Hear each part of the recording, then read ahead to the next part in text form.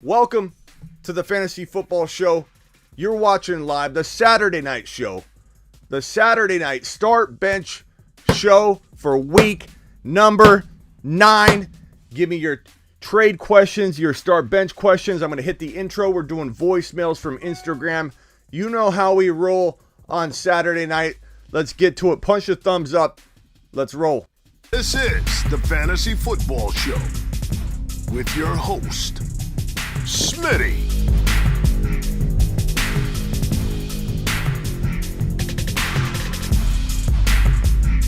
Top 5 running back. You're watching the Fantasy Football Show. I'm Smitty. Take a lap. What is up, good people? Welcome to the Fantasy Football Show live here on a Saturday night. I'm your man, Smitty, and we're going to break down everything. Start bench advice, trade advice, last minute trades, how to get you into the championship game, how to clinch a playoff spot early, how to trade for the future. Maybe you have 7 wins, maybe you got 6 wins, maybe you're coasting through your fantasy football playoffs. I will help you navigate some of the trades that might be good for your team, but not good for other people. We'll talk about Christian McCaffrey. He's on screen right here, as you can see in front of your face. McCaffrey is now eligible to play Week 9 against the Patriots, but he will go through pregame warm-ups to see if he's good to go. So he's not a lock to play. He was elevated from IR, from injured reserve, and active, able to play. Warming up, will he have a setback? We don't know what's going to happen, and for everybody thinking that this isn't still a risky situation, I've got news for you. This man needs to be traded right now, not because he can't deliver, not because he can't be a solid win a league type player in the right scenario at the right price, depending on what you paid to get him, depending on your record, depending on if you've been holding him. But the bottom line is this: if you trade Christian McCaffrey right now, you can get more than enough in return that it works out for you either way. If McCaffrey does well, who cares? What you can get back in terms of trade will help carry you the distance. You don't need to worry about what McCaffrey does, but the risk that he holds at the value right now that he commands in a trade, it's reckless to not take advantage of that. It's reckless not to go get a Tyreek Hill and a Henderson, or if you're going to go heavy on the running back side, because the goal here is to get 2 players, not 1. The goal is 2 players for Christian McCaffrey. But if you don't go Hendy and Hill, or Jefferson and Hendy, and you go heavier running back like Aaron Jones, you can still get a Mike Williams. You can still get a potential injured Hopkins. You can get Aaron Jones and an injured Hopkins. Yes, he's hurt, but that's why you can get him in this kind of deal. Sell him now. Sell him now. Sell him now, because if I'm wrong, it's not going to matter. You're getting a ton in return. I got Instagram over here in the corner. Guys, if you have not yet come to the YouTube channel to watch the show in a more elegant fashion, news on screen, topics on screen, dragging comments over all the super chats, you are missing out, but I don't mind leaving you there for a minute. We'll eventually need to end the live stream on Instagram so that we can go to the IG voicemail segment, where you guys leave me Instagram voicemails by going to my profile, clicking message, holding down the microphone, and asking me a question so I can play it on the show and answer your question. So let's go. Pitts over Kittle. I'm going to go Pitts, pal. We don't know what we're getting out of Kittle. Yeah, you crazy? You can't put Pitts on the bench. Take a lap. Where's the take a lap button? Take a lap. Take a lap. Take a lap. Take a lap. Congrats, though, for having that dilemma and for asking me 100 times. It's okay. I see you. I see you in the corner. What's up, Nicholas? I appreciate you. What's up, Smooth Criminal? What's up, Raj? Claypool or Judy? Give me. I guess equal. Give me maybe Claypool safer, Judy higher upside potentially. What's up, Wonk? Wonk needs help. Wonk, tell me what you need. Sheep, says Rod. A.J. Dillon or Javonte Williams. Probably Javonte, but it's pretty close, and A.J. Dillon could get used a ton.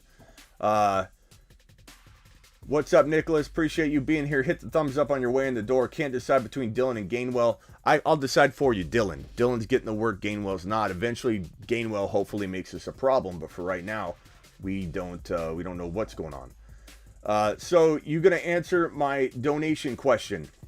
Yeah, Kevin. I am going to get to it. I got it right here, pal. I see you. Stupid question, but can I bring outside food? This is my first ever game. Can I bring outside first ever game? What? I don't Kevin, I don't know what game you're going. I assume Niner game because you got a Niner avatar, but I'm not a Niner show, so I don't know if you're for sure talking Niners, pal. But I would assume you are a Niner fan by the avatar. I'm going to assume that you're going to the Niner game, and I'm going to assume you're asking me if I know whether you can bring food in. And I'm going to say to you, young man,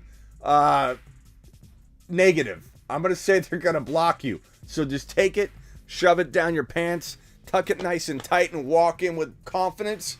You know, you can just stuff the burrito down the pants, just roll it up, put the big burrito in your pants, walk in, and just walk in with confidence, bro. Put some whitey tighties on so that you can secure the burrito, and just walk in and go, what are you looking at? What are you looking at? You say, Kyler Murray's out this week. That's why I'm excited. And you walk in with your burro, bro. I mean, that's the best advice I think I can give you. I don't know. I don't go to the games because I'm reporting on the games from a fantasy football perspective. I've got to watch every game. I've got to sit here at home. Poor me. What a bad job I have to watch every game. I can't go to a game. I can't even go to a Cardinal game. I can't tell you how many times people go, hey, Smitty, are you going to go to the game? How am I going to go to the game? My job is to watch every game and break down everything. I can't go to the game. But Kevin, I appreciate your super chat, pal. And I don't know what to tell you as far as the food protocols go. I assume the Niner game. What's up, OG? What's up, Manny? What's up, people? Party people on Instagram over in the corner. Aaron Jones and AJ Dillon, should you start both of them? Danny boy, I don't know who you've got for alternatives, pal. I don't know. Naaman says, Smitty, what's good, Javonte Williams or Carlos Hyde? We don't really know what Carlos Hyde's volume's going to be yet, bro. So I'm going to say Javonte Williams. And Jordan Love or Tyrod Taylor at Teddy Bridgewater. Give me Jordan Love in that scenario.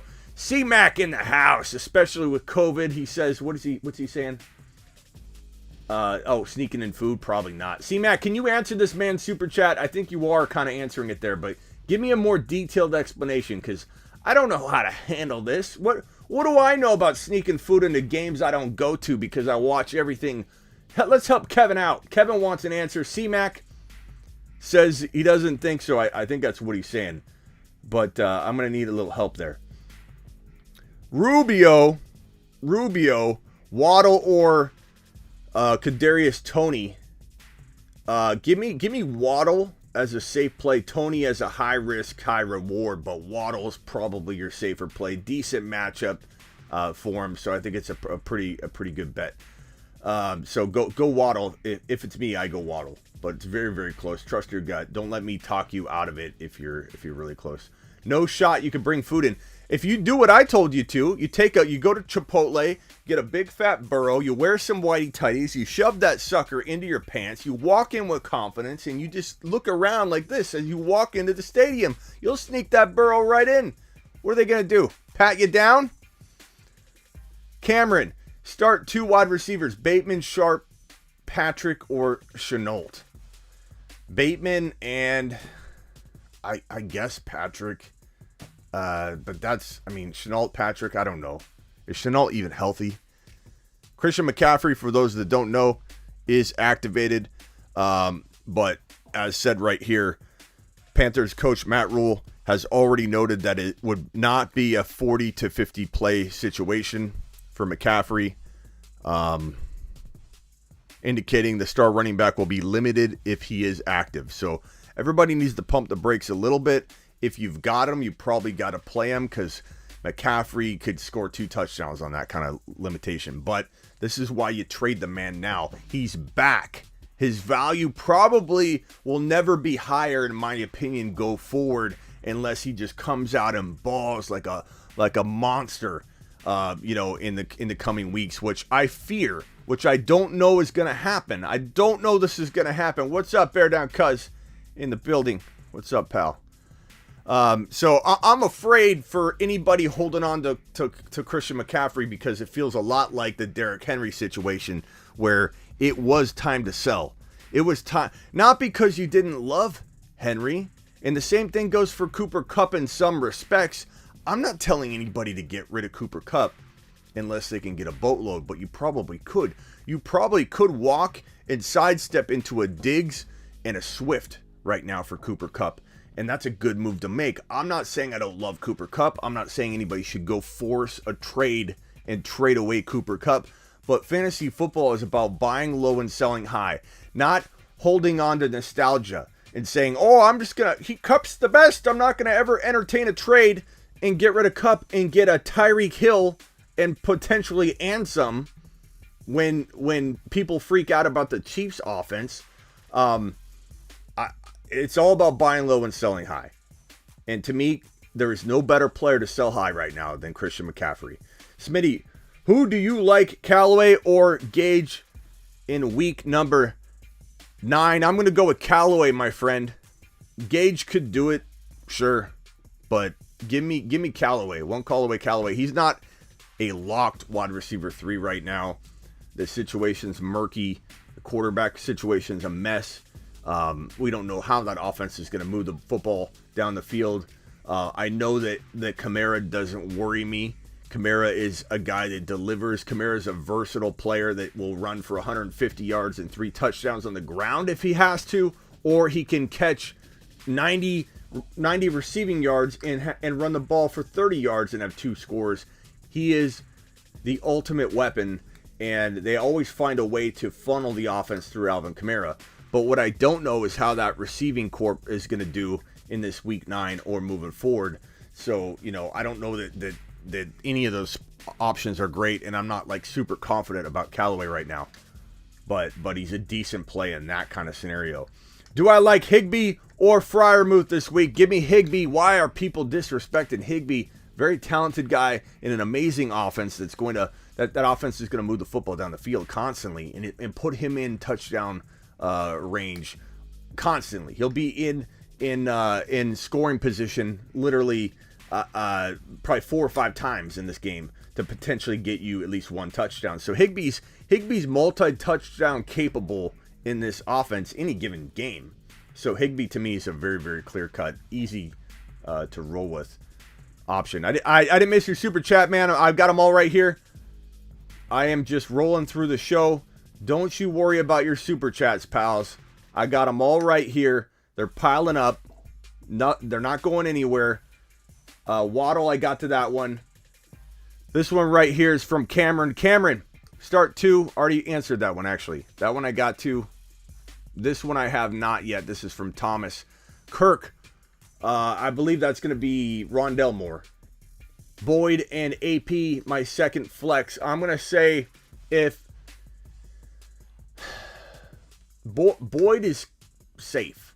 If you want to roll the dice, it's Kirk or Rondell Moore if Hopkins is out. And I do assume Hopkins will be out. I'm going to say Rondell Moore. Kirk is a really good option. Either one could blow up if Hopkins sits down. Because, the reason I think it's going to be Rondell is I feel like they're going to utilize his ability to be all over the field, run the ball, jet sweeps, knife him all around the field and get him the football in about 100 different ways. So I feel like he's going to be heavily involved in a big part of the game plan without Kyler Murray or with Kyler Murray.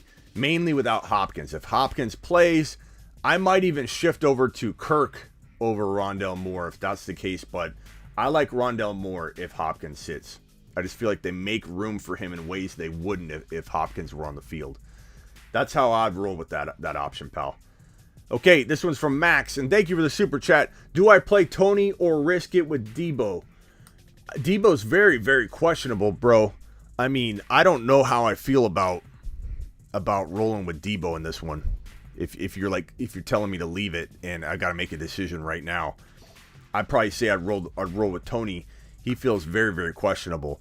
Let me pull up the Debo Samuel news here and give you everything that I've got. Debo, and we'll drop this up here. Debo Samuel is questionable for Week 9. No update. He's reportedly eager to play, but Coach Kyle Shanahan not only said the former's calf injury is worse this week, but that he'll need the next 2 days to decide his final status. The team does not want him to suit up and only play a couple snaps if active. Okay, so what do we do? Let me pull up the schedule and let's break all this down appropriately and look at timing and everything. So that game, that Cardinal game, hold on one second. Let me pull up the schedule.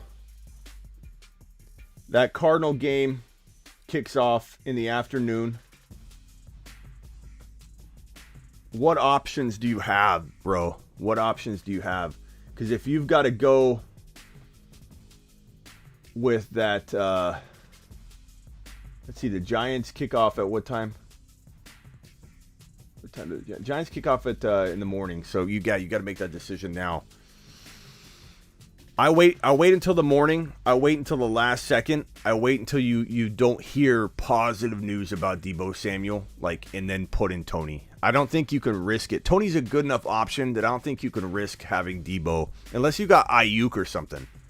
I'm going to say final answer for right now. You wait until the very last second, and if the Debo news isn't out, then you put in Tony. Should I trade away Waddle for Calvin Ridley? If you don't need Waddle, yeah. I suppose it's okay, but the odds of Waddle coming back feel like 50-50 to maybe even 70% he doesn't come back. The way that came out, if you think about it, if you're just going to miss 2 or 3 or 4 weeks, right, and you're not really sure what your plan is, your intention, you're probably just going to be quiet. You're probably just going to be taking a personal week. It's the rumors are circling, sure. But he came out and made a definitive decision to walk away from football. It doesn't feel like a 2 or a 3 or a 4 week thing. It feels like a long-term, season-long at least type of decision. But people change their mind. People sit around, watch football, get it. They hear the news, they start getting depressed. They're not on the field. He could change his mind and come back. That's why you would trade for him, not because you feel like at this current moment he's likely to return. So if Waddle can deliver for you and you're using him, then no, don't get rid of Waddle for Ridley. If Waddle literally will never see your lineup, then it's something to think about, but it's not a high percentage game you're playing there. Traded Mixon and Terry for Aaron Jones. I don't know how I feel about this one because I like Scary Terry a lot. And I think Mixon is definitely below Aaron Jones in my rankings going forward, but how much is it worth a Scary Terry? I feel like this would be a trade I'd do for maybe a little bit better of a running back, obviously JT or Eckler or Zeke or Najee. You already have Eckler, which is great. I don't mind the trade. I just, you've got Deontay, you've got Pittman, you got A.J. Brown. It honestly probably helps you a little bit, gives you a little bump in the lineup.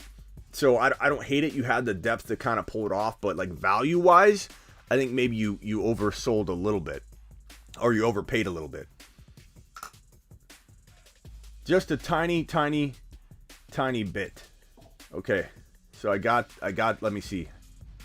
Got that trade. That was yours. Thank you for the super chat, big man. Appreciate you. Zinski, Vinny, Rock Out,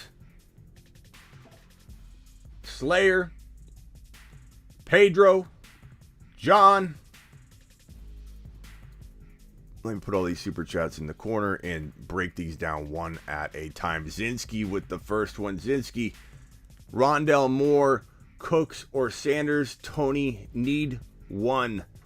I feel like Tony's the higher risk, higher reward play of Emmanuel Sanders and Tony. Sanders is a safe play. Brandon Cooks. What did Brandon Cooks do? Let's pull up Cooks real quick. He seems like the no-brainer of the two of the 4 or 5 options there. But what has he been doing back here? What have you been doing back there? He's only got 2 TDs this year, but he did have one last week. You can't sit Brandon Cooks. You can't. As much as I want to put Tony in, you can't sit Brandon Cooks. And I like Emmanuel Sanders, but if you've got one option, man, what's Cooks done? He's done everything he's needed to do. He's got 2 100-yard games. He's got 3 games over 78 yards. Yeah, he's only got the 2 touchdowns, but he did score a touchdown last week. I don't know that I'm going to sit. I don't know that I'm going to sit Cooks, bro. I don't think I could. Appreciate your super chat. If you wanted to sit him, Sanders or Tony, you got a lot of the similar options there, bro. PPR, need a second flex. Peoples, Jones, Agnew, or Dillon. Give me Peoples, Jones. I'm going to roll the dice with Peoples, Jones if it's PPR. And it is PPR. Safe plays Dillon. If you want like 8 to 10 points, go Dillon. If you want to swing and get maybe 4 points or maybe get 15, I think Peoples Jones could rip off a long one. I like him a lot. He's a good option. The opportunities are going to open up for him because of Odell's departure. Starting Tony. What's up, Instagram? What's up, Nev? Appreciate you. Bro, Smitty, you told me I had to start Michael Carter because I was unsure about CeeDee Lamb. Well, Nev, I didn't. You do make your own decisions, Nev, and I can't help that Mike White got hurt on the second drive, but you didn't know what CeeDee Lamb was going to do, and I don't know that I was extremely firm about it, bro.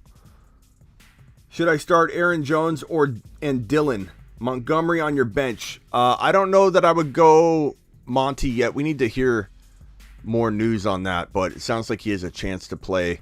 We'll have to see how much, but for right now, Dillon and Aaron Jones, and we'll see in the morning. Oh, no, you sold me, meaning like didn't help me. Didn't help me. I don't know, Nev. You're going to have to explain that a little more. I don't know what you're talking about. You keep writing sold over and over. Did I help you or did I hurt you, Nev? That's what we're trying to get after. Okay, Pedro, starting Tony and Ingram, Daniel Jones, or Love. I'm going to say Tony over Ingram unless you're saying you're starting both of them. And if you're asking me just in general, if the question is just Jones or Love, I'm probably going to say go Love and diversify a little bit, but I don't know. Daniel Jones is not a horrible play. He's actually a decent play this week. You could put all your eggs in one basket and roll with the Giants, go Daniel Jones, Tony, and Ingram. But diversifying would be Love. Hey, chat, help out Pedro. Does he start Daniel Jones or does he start Jordan Love? He's already starting Tony and Ingram. Does he just put it all on the line and go with Daniel Jones, who, he's a decent matchup play this week? What do you guys think? Love or Jones, given he's starting already Ingram and Tony? Does he put it all on the line? What do you guys think? Help a pal out. Help Pedro out. Pedro, keep an eye on the chat. If you're in here, we got 160 of you in here. Please punch the thumbs up. Help the channel out. Love, roll the dice, says World. Let me see if Nev got back to me. I asked you a text on Instagram and you said it, but I didn't respond. And so I had to wing it because, okay, I see you. Nev, I can't respond to every single Instagram message. I try my best, and I do the voicemail segment. Nev, leave me a voicemail right now about week 9 or anything trade-related, and I will go to it when we go to the voicemail segment, which I'll have to disconnect the YouTube or the Instagram live to go play those. But let's go. Pitts or Gesicki? Come on, we're not sitting. I like Gesicki, but we're not sitting Kyle Pitts, pal. We're just not doing it. Danny Dimes, Jones, Daniel Jones, Jones. You got a lot of Jones support right here, pal. Zinski with another super chat. John, I don't know if that's an old one. Let me put that over here. Yeah, I already got to that one, Peoples Jones. Okay, so go Daniel Jones according to the chat, bro. Zinski says, are we sitting Big Mike for Emmanuel Sanders or Tony? Zinski, I think you've asked me this a bunch, and I don't mind. You're super chatting me, pal. Of course, I'm gracious, but I don't think I'm changing my mind, bro. Mike Williams is a guy I not only love to trade for on the low, but I'm starting him. I'm not sitting Mike Williams. Mike Williams is capable. Yeah, he's not a top 5 wide receiver. I've been kind of all over the map on my Mike Williams value as it relates to his like trade value. Like, guys, I've been consistent. I shouldn't say I'm all over the map. I've been consistent. He's a top 9 to 12 wide receiver to me. 9 to 15. Like, he can float around in there. But people had him in the top 5 when he was blowing up. Then when he doesn't blow up, people got him outside the top 20. Like, everyone's very inconsistent with this Mike Williams value. I think people way overvalue him, and then I think people way undervalue him. So I'm going to go ahead and tell you right now, Mike Williams is a must play for me each and every week. I just don't value him as a wide receiver 1 when things get great. But when things get bad, I don't abandon the man. And I think you got a great option in Mike Williams. Don't sit him, pal. Don't sit him, Zinski. And Zinski, I always appreciate you, bro. You are an OG of this channel, and I can't thank you enough for your super chat. So, you have the Panthers D, and they go against Damian Williams. I'm not scared, bro. If I'm the Panthers D right now, you have not scared me. I went and got Miami's D because they don't sit well with me. Does this make sense? Yeah, I mean, if you're playing Damian Williams, you're saying, and you went ahead and swapped your D out because you don't want to worry about that. I'm not playing Damian Williams, so Slayer, that's not convincing me much. I don't mind Miami over the Panthers, but I'm just saying, like, if I'm catching you right on that, Slayer, update me if I'm not catching you right.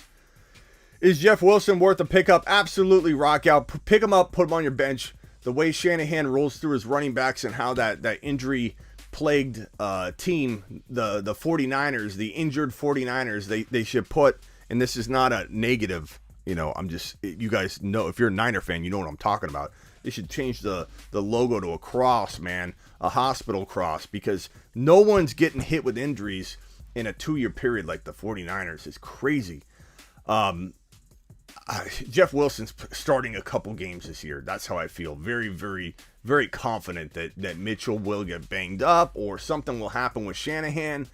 Jeff Wilson needs to be grabbed and stored on a bench, stashed away nice and tight and quiet. Just take care of him and let him rest and be ready when his number's called, because Jeff Wilson, he has experience dropping pretty good numbers in this offense, and I think he'd be right. He'd be smooth, a smooth operator right out of the gate, and then he's got to stay healthy. And then Mitchell comes back in the final 4 weeks of the season after Jeff Wilson gets hurt again, because that's probably what's going to happen. So don't put all your eggs in one basket with Jeff Wilson, because he'll probably only play so long. Start Sanders or Higgins. Give me T. Higgins, but I like both plays this week from that wide receiver 3-4 value. So I like both. Zinski, appreciate you again. Brandon, pick 2, Claypool, Higgins, and Tony. Sit Claypool if you want to go high risk, high reward with Tony. I'm not sitting Higgins, so it's between Tony and Claypool. I think Claypool could be a tad safer, but Tony's just higher risk. And for everything the guy does is extreme and risky. The dude's just crazy.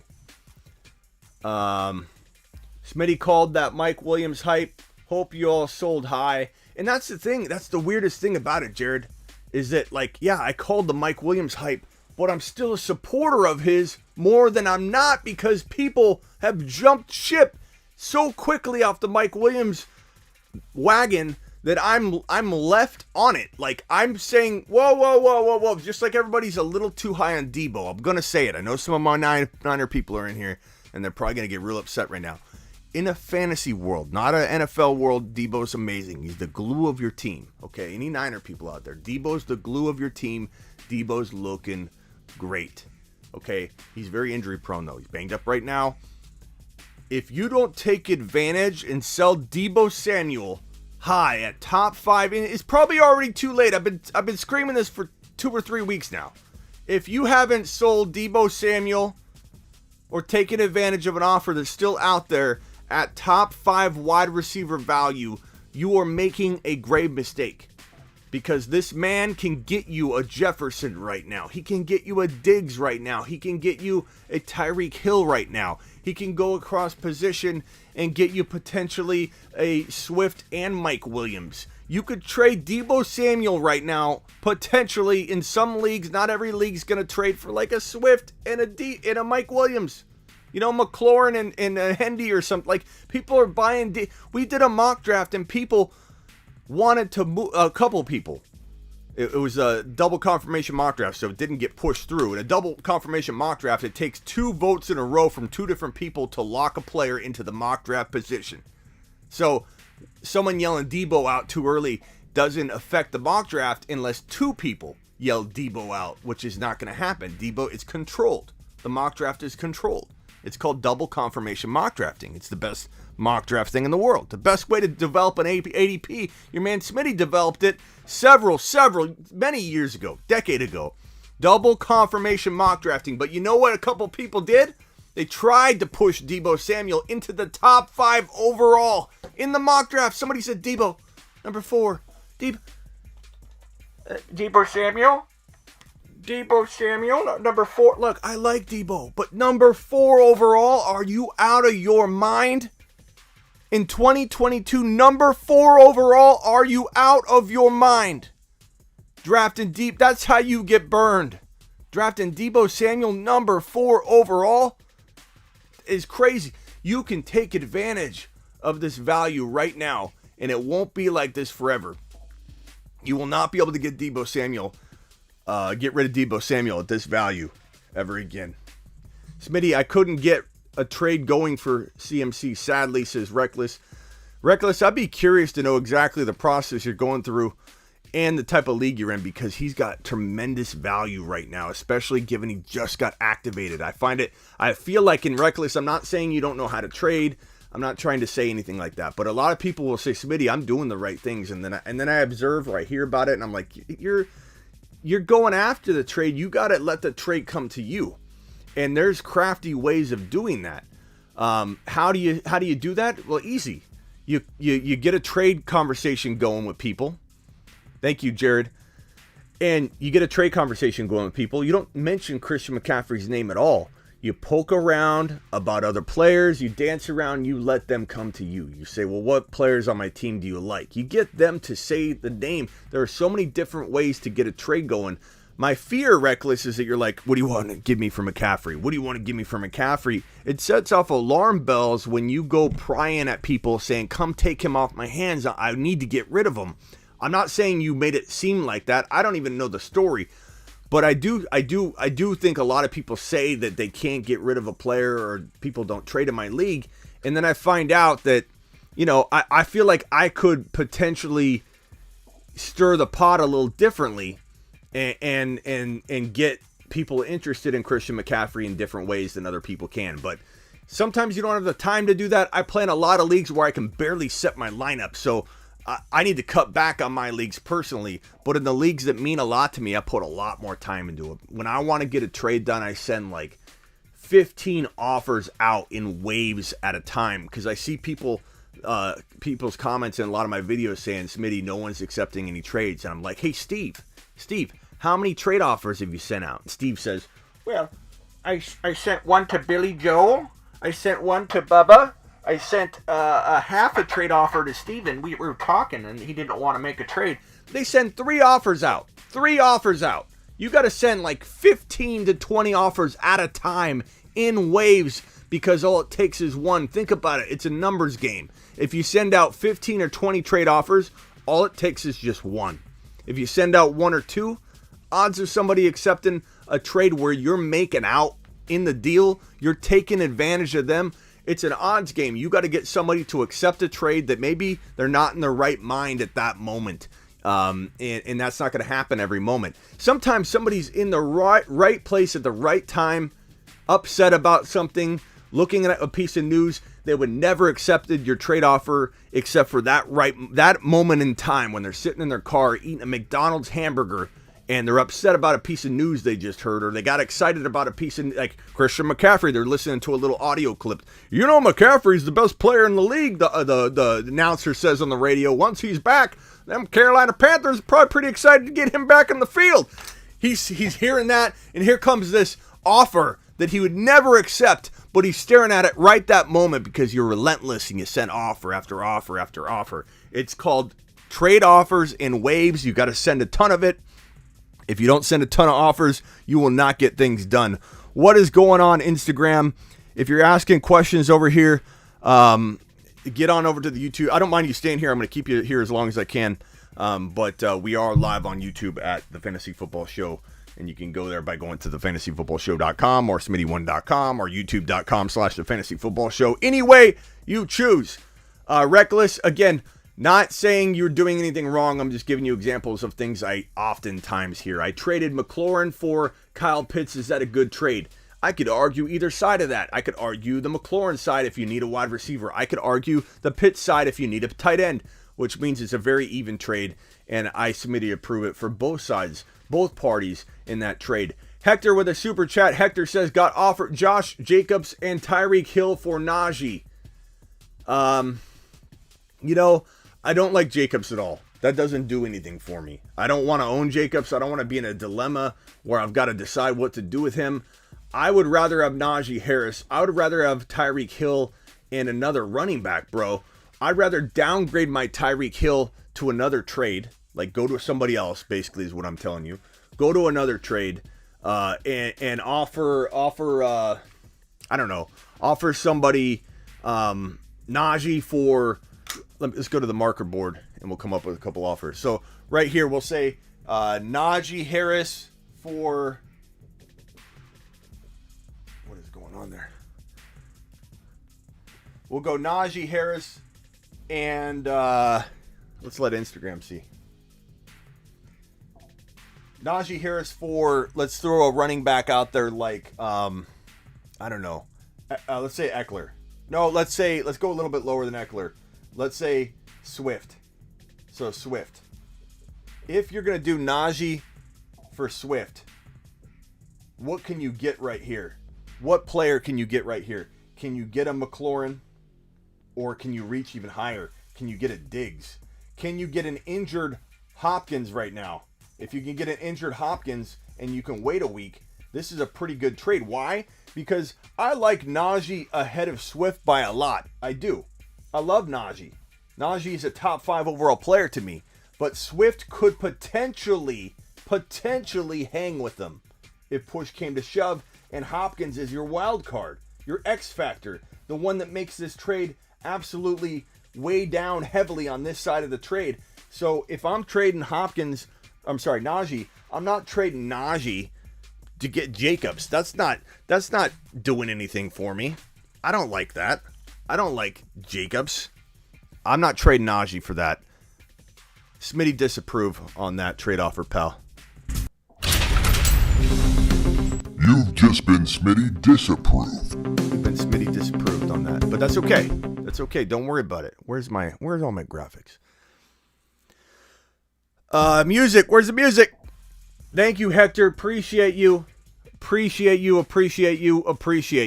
And now you know what I'm thinking, though, and don't quit sending offers out. Thank you. Appreciate you as well. Keep up the work. Thank you, Zinski. Zinski's becoming an OG here on the channel. I'm just saying. So was WRM. WRM says, Schmitter! Tannehill, Kamara, Justin Jefferson, Waller. Whoa. That's a big one, bro. We got to put this on the marker board. We got to put this one on the marker board. He says Tannehill, Kamara. So Kamara, Tannehill. Tannehill, Kamara, Waller for Tua, Eckler, Najee, Hopkins. Tua, Eckler, Najee, and Hopkins. I can already tell you how much I love this trade on the right side. Wow. Let me get this out of the way. That is a crazy trade, bro. Am I missing a player? Tannehill? Oh, Jefferson. I knew I was missing a player. That is crazy. Jefferson. Sorry. Okay. I was missing Jefferson in the super chat there. He was hiding. Kamara, Jefferson, Waller. I'm not worried about Tannehill. Tannehill and Tua, let's just scratch them out. Tannehill and Tua. I'd rather have Tua potentially, maybe. I don't know. Scratch them out. Wash. So, Kamara versus Najee. You could almost say that this is a wash right here, depending on how much you like one over the other. Jefferson versus Hopkins. Or no, let's go Jefferson versus Eckler is very, very even. Waller versus Hopkins. This is a very even trade. I think what it boils down to for me is that Waller's slumping. Kamara, as much as I yell at everybody for being overreactive with Kamara, you know, why are you freaking out about Kamara? What's Kamara ever done for you? There is enough concern here to say, look, you're getting two running backs. You're getting two RBs in a landscape of RBs that is completely decimated, and Hopkins still can return to top 5 wide receiver form. If Waller were balling, if Waller were the true Waller the baller that we know he can become in the right scenario, his scenario is not right. I would like this side, but give me this side. This side wins. I'm going to Smitty approve the Najee and Eckler side in the end.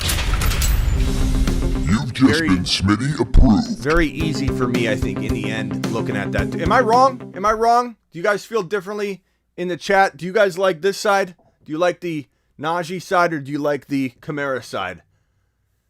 Tell me what you guys think on that. I'm curious to know what the chat thinks about these trades.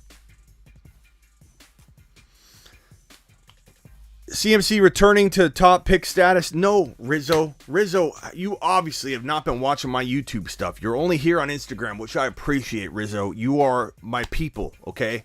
You're family over on Instagram, but you need to cross over to the other events that I have, okay? The family functions spread out further than just Instagram. And if you were over at the Thanksgiving dinner over on YouTube and not just coming to the Instagram festival that I have over here, you would know that Christian McCaffrey's the biggest sell high for me walking into week 9 on. Rizzo, get to the darn family reunion. Take a lap.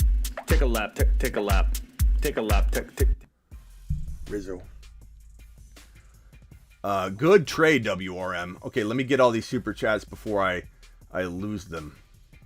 Rhino, I see you. Rhino, don't worry. Rhino, do not worry, bro. I see you. Hector, I got yours. Yuri, thank you for the question again. Pitts, McLaurin, Pitts, very, very even. Steven, Zinski, WRM, again with a question. WRM, did I get to this one? Tannehill, Kamara, Jefferson, Najee, Eckler. Yeah, that's the one I just answered. That one was crazy, bro. That one was crazy. Isaac with a super chat. Isaac, appreciate you, pal. Isaac says non-PPR, Saquon plus Patterson versus David Johnson and Eckler. First of all, Isaac, non-PPR? Bro, we got to change that, pal. There's not a lot of support for you out there. And I mean, you must feel like neglected out in the fantasy football world in non-PPR, I imagine. And this guy, the commissioner of this league is, hopefully it's not you, Isaac, is got to be like in his 60s or something. Like non-PPR? My grandma plays non-PPR, Isaac. We got to get you in the PPR game, bro. At least half PPR. Saquon plus Cordero Patterson for Deontay and Eckler. Give me Deontay and Eckler, and it's not even close because I don't want anything to do with Saquon Barkley, bro. I don't believe he's going to be there for you when it matters. And I appreciate your super chat, Isaac. You are my boy, Blue.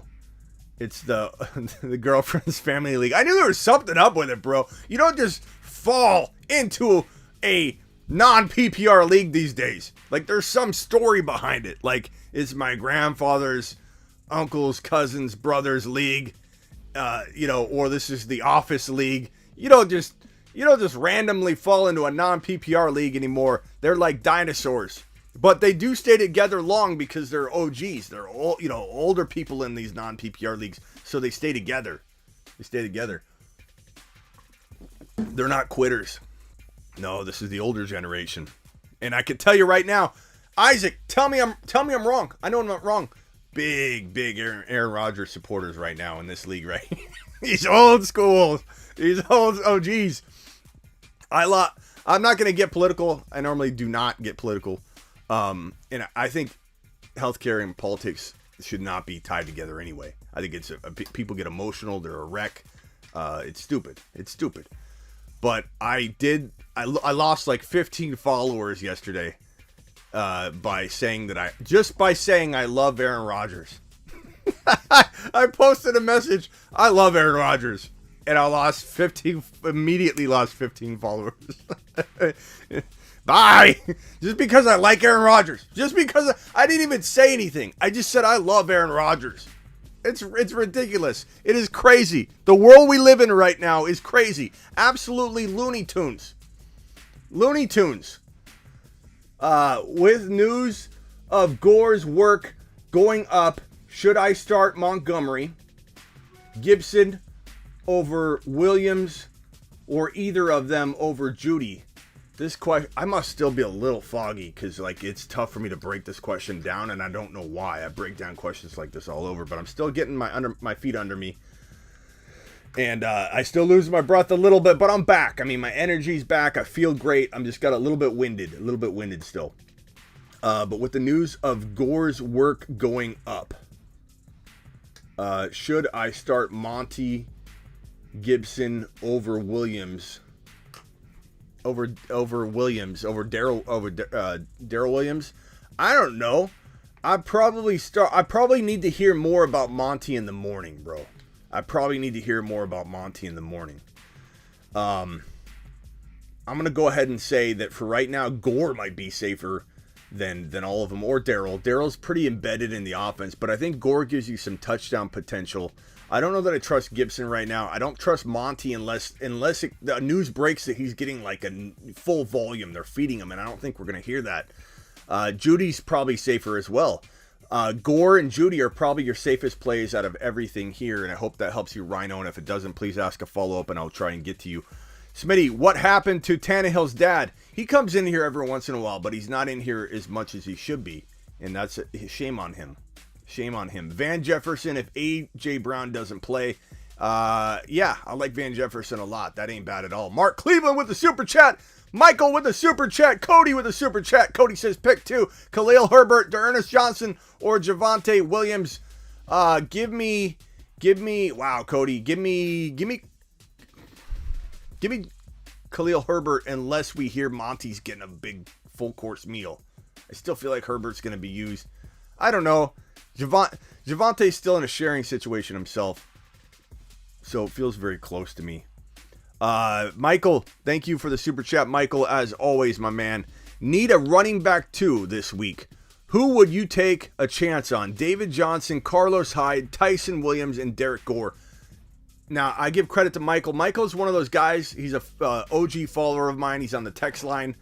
And Michael always comes up with these like deep dive players. You know, he does a lot of research and finds these little tiny nuggets that always end up being pretty darn good. He's got a good instinct for these tiny little details and finds. And it does look like Tyson Williams' volume is going up. And it does look, you know, like what's his name? Lat Murray is likely not going to play. So for those of you freaking out, scrambling around, check Tyson Williams out on the waiver wire. He wouldn't be the most awful play given that his volume is increasing and Lat Murray's doubtful. So I give credit to Michael for that one. But of these, Michael, unless you have that instinct about him this week, I'm going to say Derek Gore. I feel like Derek Gore is good for a touchdown. He's kind of exciting. I think the team loves getting him on the field. I think they also love Daryl Williams, but I feel like Derek Gore is a good play this week. And they wanted him to get the football. They were forcing him into a situation where, I don't know, maybe we're not there during practice. We don't know what's going on. There's got to be reasons why they're literally forcing out a guy like Daryl Williams who's playing really, really well. And they want to get Derek Gore the ball more. So we're not seeing everything just because we watch a football game, practice, how much upside he may have to them. So I'm going to go Derek Gore, but very, very, very close. I don't know that I dropped Daryl Williams, but I'm just saying this week. and then see what's what. Maybe next week we know Daryl's droppable, or maybe Daryl gets all the work and surprises us. It's a risk play, bro. It's a high-risk play. Trust your gut, Mike. You got a good one. So if you don't feel the same, don't roll with it. I got a trade done. Claypool. Look, we talked about this last week. Mark, I don't know if you were here when we made you take a lap, but we... Take a lap. Take a lap. We made Mark take a lap because he was dominating this trade so much that he still got more. So I guess we take the lap because he ended up getting more out of the deal. But I love the trade, and he didn't punch the accept button last night, and I told him, what if it gets pulled? Mark, take a lap. Why are you not accepting this trade?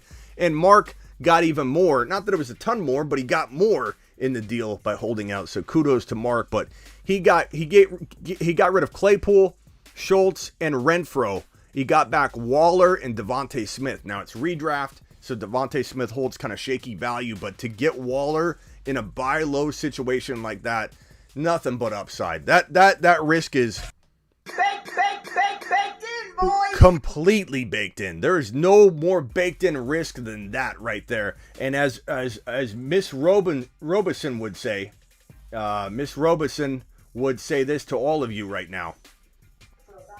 Go ahead. Getting land.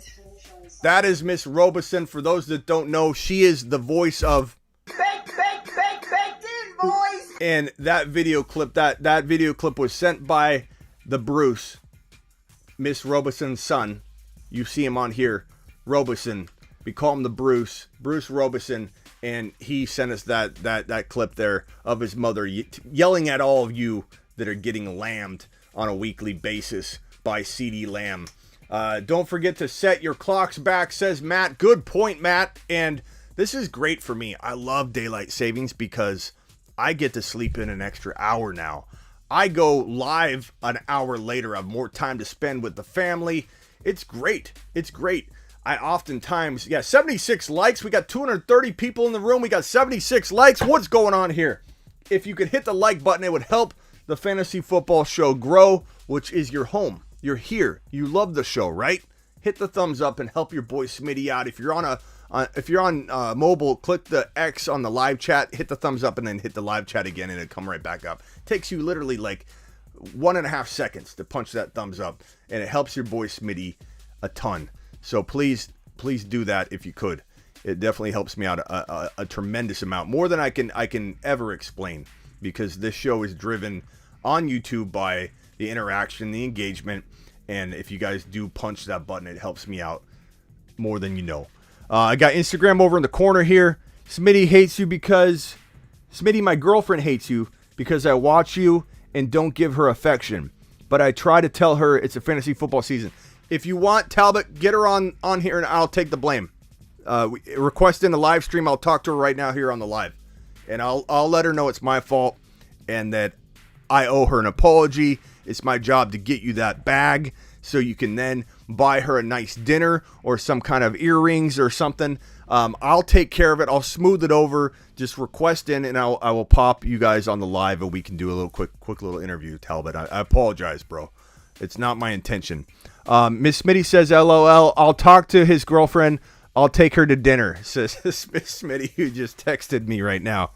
Thank you, Miss Smitty. Sorry I'm loud. You're right about not sleeping, says Nick. Can someone please tell me when we set our clocks back? 2 a.m. Eastern, I believe, it flips. So we went live at midnight. If it was midnight, then I could have went live at 10 instead of 9 my time, Arizona. Arizona doesn't move. You guys all move around us. So when I say we're live at midnight Eastern, that doesn't change. The show from 5 to 7 p.m. Eastern, Tuesday and Thursday doesn't change, but it changes for me. And it's confusing when you live in Arizona. But Matt, good one, bro. Oh, so back to Mark Cleveland. God, this is taking a long time. Mark Cleveland, amazing trade, bro. Amazing trade. Appreciate you. And he likes Aaron Rodgers too, he says. Thank you, AJ. Appreciate you. Set your clocks back to 2 a.m. I don't know if that. I don't even know what's right. Like, I don't even know how to describe it to you guys. All I know is that Nothing changes for me. I don't set nothing. I just know that Eastern time, instead of being 3 hours ahead, now becomes 2. And that's how I live my life. Blackbeard says his girlfriend just subscribed. Attaboy. Attaboy. I just sold Taylor. Hi, good move. Jonathan Taylor, depends what you sold him for, bro. Because I love Jonathan Taylor. And I think everyone loves Jonathan Taylor. Please let us know what you did, and we'll we'll let you know whether you made a bad trade or not. Hopefully you didn't. Hopefully you sold really high. Noah with the super chat. Thanks again, Mark Cleveland. Thanks again, Michael. Appreciate you. Hey, Smitty. I just traded Jamar Chase and Dallas Goedert for DeAndre Hopkins, Antonio Brown, and Chase Claypool. Jamar Chase, Dallas Goedert for Hopkins, Brown, and Claypool. I have Andrews and my other tight end. I don't know if I like that, Noah, but I also don't hate it. Hopkins has to get healthy. The problem is Hopkins isn't going to play. So my question would be to you, you've got to have a winning record or something, because this trade's going to kill you this week. You lose Hopkins. Hopkins still has a bye coming up. Antonio Brown is on a bye, but banged up. Claypool's, he's decent, but he's nothing to move a trade or move the needle in a trade. And Jamar Chase is a top 5 wide receiver right now. Could Hopkins get back to the same level? Absolutely. Like, I love Hopkins. He's a great buy low. But I probably wouldn't have done this trade. And I think I can pretty much guarantee you that everybody in here is probably going to say they wouldn't have done the trade either. But it's not like you took a huge L. It's that you took a huge L right now. And you've got to hope that Hopkins gets back to form. And I love buying low on Hopkins, but this is not buying low on Hopkins. This is buying kind of high on Hopkins. So we'll kind of see what the chat says. What do you guys think on that trade? A-Rod says, I owe you. I still own you. Apparently the league owns Aaron Rodgers, is what Aaron Rodgers is saying, though. And the protocols that they make everybody go through is crazy. What he was describing on the Pat McAfee show. So it was a really good interview. If anybody hasn't seen it, go check it out. My favorite team, families from here in Arizona and in Buffalo. So the Bills and the Cardinals are my two teams if I have to pick two. So I would say I'm a huge Josh Allen fan, so that makes it a whole lot easier to love the Bills too. I love Josh Allen. Josh Allen was one of my favorite players coming into the NFL when people hated him. People thought he was going to wash out. He's horrible. Accuracy's awful. And I put Josh Allen in my top 5 bold predictions and called him a top 5 quarterback as a rookie. Said in one calendar year, it took 2 years. There's a year longer than I predicted. But I said in one calendar year, entering his second year, kind of like Herbert entering his second year, I said that Josh Allen would be a top 4 quarterback. So I love Josh Allen. Nobody can claim that I'm on any kind of Josh Allen bandwagon. I built the wagon myself, and I have evidence for it all over the place, documented evidence. So someone can bring to me anything they want. It will not be bolder on Josh Allen than I've been on Josh Allen. I can guarantee you that. KG Money, my brother offered me Cook, Madison for Adams. Take Cook and Madison and run. I don't even care what the rest of your team looks like. You make other trades to make sure that fits nicely into your roster. If you're drafting today, you're drafting Cook and Madison if you can get them together, especially. What you can't guarantee at the beginning of a draft, you can guarantee it here. You're drafting Cook and Madison over Adams 10 times out of 10. Not to mention that the Packers have a bye week coming up, and Adams doesn't have A-Rod this week. Potentially 2 weeks that are sketchy for you with Adams, and Cook is bye free moving forward. Totally good trade. Money trade, just like your name there, KG Money. I don't care. Crowder, you figure out your wide receivers. That is a good move. And I really like Dalvin Cook, Madison together. Have to have them both. Have to have them both. Love that. It's one of the better not buy low, but better buy situations, because I think what that duo can guarantee you moving forward is insane. Nick says he's feeding his daughter while watching the show. Smitty killing it tonight. Thank you, Nick. I appreciate you, pal. KG Money, appreciate that. Doobie Snacks in the building. Doobie, I'm glad you're back. The Braves won. Congratulations. And I know you were MIA during that series, and we're glad to have you back. We trust in Hopkins, not this week, but buying low on him certainly, because the value's too low. It's baked. The risk is baked in. Baked in, boys. When you can buy Hopkins at, way below top 10 wide receiver value, and you can right now. People are freaking out about him. It's baked in. My other options for this week, Higgins or Judy. Higgins feels solid. I love Joe Burrow. Joe Burrow's a top 5 quarterback in 2022 and beyond. He's going to flirt and dance around with the top 5 all year long, but he'll be in my top 5 quarterbacks moving into 2022 and beyond. He's in my top 5 already for Dynasty, guaranteed. I love Joe Burrow. Joey B's going to be a beast. And Jamar Chase and Burrow, a connection to go down for the ages. And give me Higgins, who's guaranteed a ton of volume. That is a very safe replacement for Hopkins. If I start Hopkins and he doesn't play, then I fall back to Van Jefferson. I feel like you're safer. I like Van. That's not a bad move. But I feel like Higgins is safe. And I feel like Hopkins is very questionable, but that isn't a bad plan of attack. And I Smitty approve both of those angles.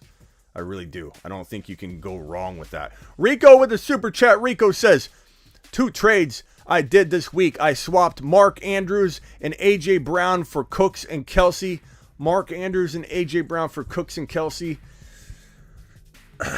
Then I traded Pittman Jr. for Jefferson. I love that trade. That trade I can Smitty approve right now. You've just been Smitty approved. I mean, that is a beast of a move right there. That I love that trade. I love that trade. The Jefferson using Pittman. Pittman's great. I love Pittman. But how are you going to trade Pittman Jr., who's playing great, who I love, great elite wide receiver 3 go forward? How do you trade him and get Justin Jefferson?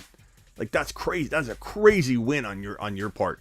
The other trade, A.J. Brown and Andrews for Cooks and Kelsey, it's arguable, but I think Andrews is playing at such a high level, and now he doesn't have the buys out of the way. I don't know that I would have done that one, but you crushed the second one. You crushed the second one. Captain Crunch says, who were the 2 thumbs down? Probably from my Aaron Rodgers comment, to be honest with you. That's probably where those 2 thumbs down came. I come on, Smitty. Mayo ban me. Mayo good to go forever says Mayo ban me. What'd you say, bro, to get banned? And he says Van or Kirk. Go Van Jefferson. If Hopkins sits, it's very, very close. Very, very close, because I think Kirk and Rondell Moore could have big games, or one of them will, if Hopkins sits. And I think Hopkins will sit, but Van's safer. George Kittle or Kyle Pitts. Come on, Evan. Take a lap. Take a lap. I'm not saying that Kittle can't outscore Kyle Pitts on any given Sunday. He can, but he's coming back from injury. We don't know what his workload's going to be, and Kyle Pitts is a top 3, top 4 minimum tight end option. Kittle can't slip into the top 3 coming back off his first game without a guaranteed amount of workload in an offense that didn't give him targets before he got hurt, bro. Not saying that won't change. Not saying I don't like going and getting Kittle on the cheap, which you probably can't because he's coming back. But no, Evan, when I tell you to take a lap, I also tell people in your situation to take a victory lap, because Kyle Pitts is a monster, and you did that, pal. You did that, Evan.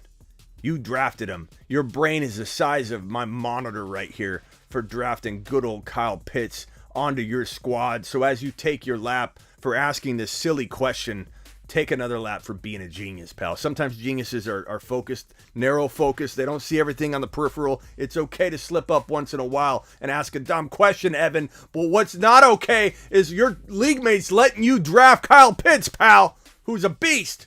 Take a lap. Appreciate you, Evan. You're my boy, Blue. 2 trades. Ow. Bang my leg. 2 trades. Oh, yeah, I already read that one. God, I hurt myself a lot. I'm injury prone. Nick, stop spamming the chat. I'm sure he will get to your question. Let's see what Nick's up to. Nick says this. Is this Nicholas or are you talking about someone else? Rodgers equals goated. I can Smitty. I'll Smitty approve Rodgers. You've just been Smitty approved. I love Aaron Rodgers. Sorry if that offends anybody. Kyle Pitts may be great, but Matt Ryan is cheeks, says Jason. Well, he's been cheeks for a while, pal, and Kyle Pitts has still been boss. So I don't know. Maybe they go hand in hand. Nicholas says he wasn't spamming that. I would say I was spamming a good 1 to 2 minutes in between. That's okay. It's okay. You know what? I don't mind a little bit of spamming. Okay? It's okay to do it when, like, let me just say this. Let me just clear the air here. I don't care if every 1 minute somebody drops in Aaron Rodgers is goated or Cordero Patterson's my favorite player, or Smitty. They ask, like, if you ask it, like, you're trying to beat every single question, not spamming to me. Trying to get noticed on the show, it's okay. There's nothing wrong with the repetition that Nicholas was spitting out. I'm fine with that. If my mods are watching, don't time out anybody because they're doing a moderately spaced out repeated post. I will say, Nicholas, be careful. If you continuously paste the same thing, like if you don't mix it up a little bit, sometimes it gets caught and held in moderation, and it's not that anybody's not showing your question or, oh my God, no one's seen it. It's because it's not showing up. So be a little careful of that. Diggs for Chubb. Give me Diggs. I obviously, running back, wide receiver need. A lot of it's dependent. I can't really answer this question without knowing any of that detail. And no, O-Dog, I don't really want to see it. I got too much going on. But I'm going to say in general, I want Diggs over Chubb. I don't know if that kills you at running back. I can't know that. But I'm definitely going to say, give me Diggs. Come on, man. Says Gallo. I don't know what that's a reference to, but you come on, man. Edmonds, Connor, or B. Scott, need one. Give me. Oh God, Edmonds and Connor. I don't know which one. Give me Edmonds, I suppose, in that scenario. And Gallo, I don't know what you're talking about, bro. Austin B. Should I trade Jamar Chase in Dynasty? Probably not. Before I even read the rest of the question. At a super high value, I'm just scared, or am I just scared of his greatness? I'm going to do a psychology and fantasy football video on this question, and let me leave Austin's question up on the screen. You guys have a propensity to try and self-sabotage when things are going good, don't you? Admit it, okay? I have a little psych degree. I'm gonna spit a little psychology knowledge on you right now. And the bottom line is a lot of you guys have this self-sabotaging my fantasy football team mentality when things are going good. Let me destroy it. Let me tear it down. Let me get rid of Jamar Chase before he plays bad on my dime. Let me trade him away. There's nothing wrong with selling high. I'll sell any player high at any moment, any place, any time. If I'm getting two players that I quietly like near as much as the player I'm giving up, I'll trade anybody.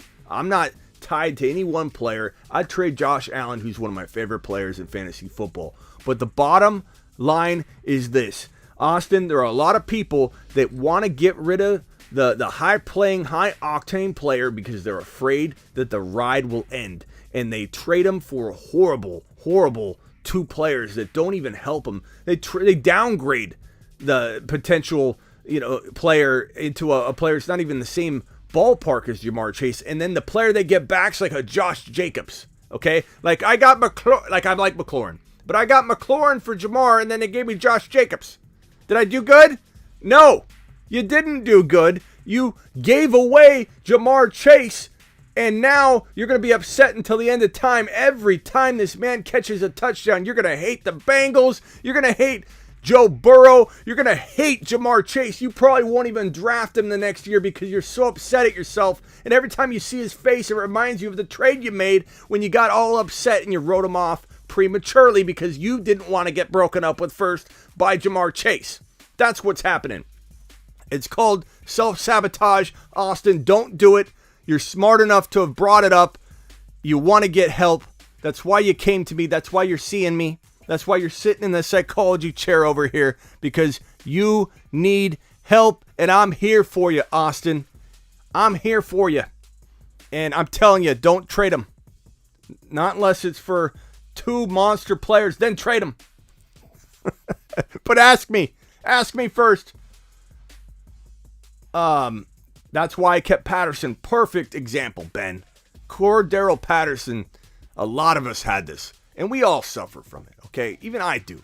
We all had this. Cordero Patterson is the epitome of what I just said. The epitome. Why? Because nobody knew if Cordero Patterson was going to continue to do what he's been doing all year, because this man's been in the NFL for how long now? Things don't just get better for you all of a sudden deep into your NFL career, but this is a perfect storm of goodness for this man where all this stuff's coming together for him, and it's continuing to be, the rich are getting richer in this offense when it comes to Pitts and Cordero. They're not getting targets taken away, and so this is a perfect example of self-sabotage and people getting rid of Cordell, and I'm victim of it, because when he first popped up, I'm like, this ain't gonna last.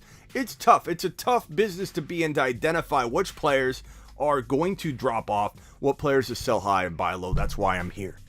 And I'll admit that my first instinct was to get rid of Cordero, but he's been balling, and I don't think it's gonna change.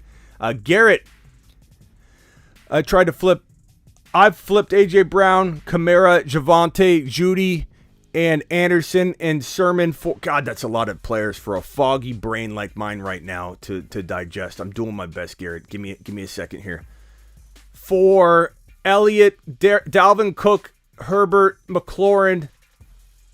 Okay, so you traded A.J. Brown, Kamara, and basically, I'm going to summarize this, Javonte, for Cook, Elliott, and basically McLaurin. Yeah, I like that, because you got Dalvin Cook, you got Elliott, you got McLaurin, and A.J. Brown, Kamara, Javonte. Big win. I like it, Garrett. You did awesome, pal. Next question. Let's go to the voicemails. You guys keep dropping super chats. You'll supersede anything else, so drop a super chat, and I will drag it and talk about whatever you want to talk about. Don Draper, did I miss this one? Javonte, Van, or Jeff Wilson? Give me Van Jefferson if you want to play it safe. Javonte if you like high risk, high reward plays. KG Money, I got yours. I think I covered everybody's super chat. If I missed anybody's, please let me know, and I will definitely take care of you. Let's go to the voicemails. That means Instagram. This is where we part ways, and I apologize, but we need to borrow the cell phone if you don't mind. But if you would like your question answered and you want to watch me play it, go to my profile, click message, hold down the microphone, and drop me a voicemail. I'm not reading anything. We're playing your voice messages on the show, and I'm answering your questions. So get on over there and do it later. That was IG. Let's go ahead and share this bad boy. And I'll put this up on Instagram. Let's see. Let me just save it real quick. And then I'll go to my messages. So go over. Here's what we're doing. It's voicemail time. Drop a voicemail at the Fantasy Football Show on the gram. Tell your grandma. He'll punch you in the throat. Tell your grandmothers.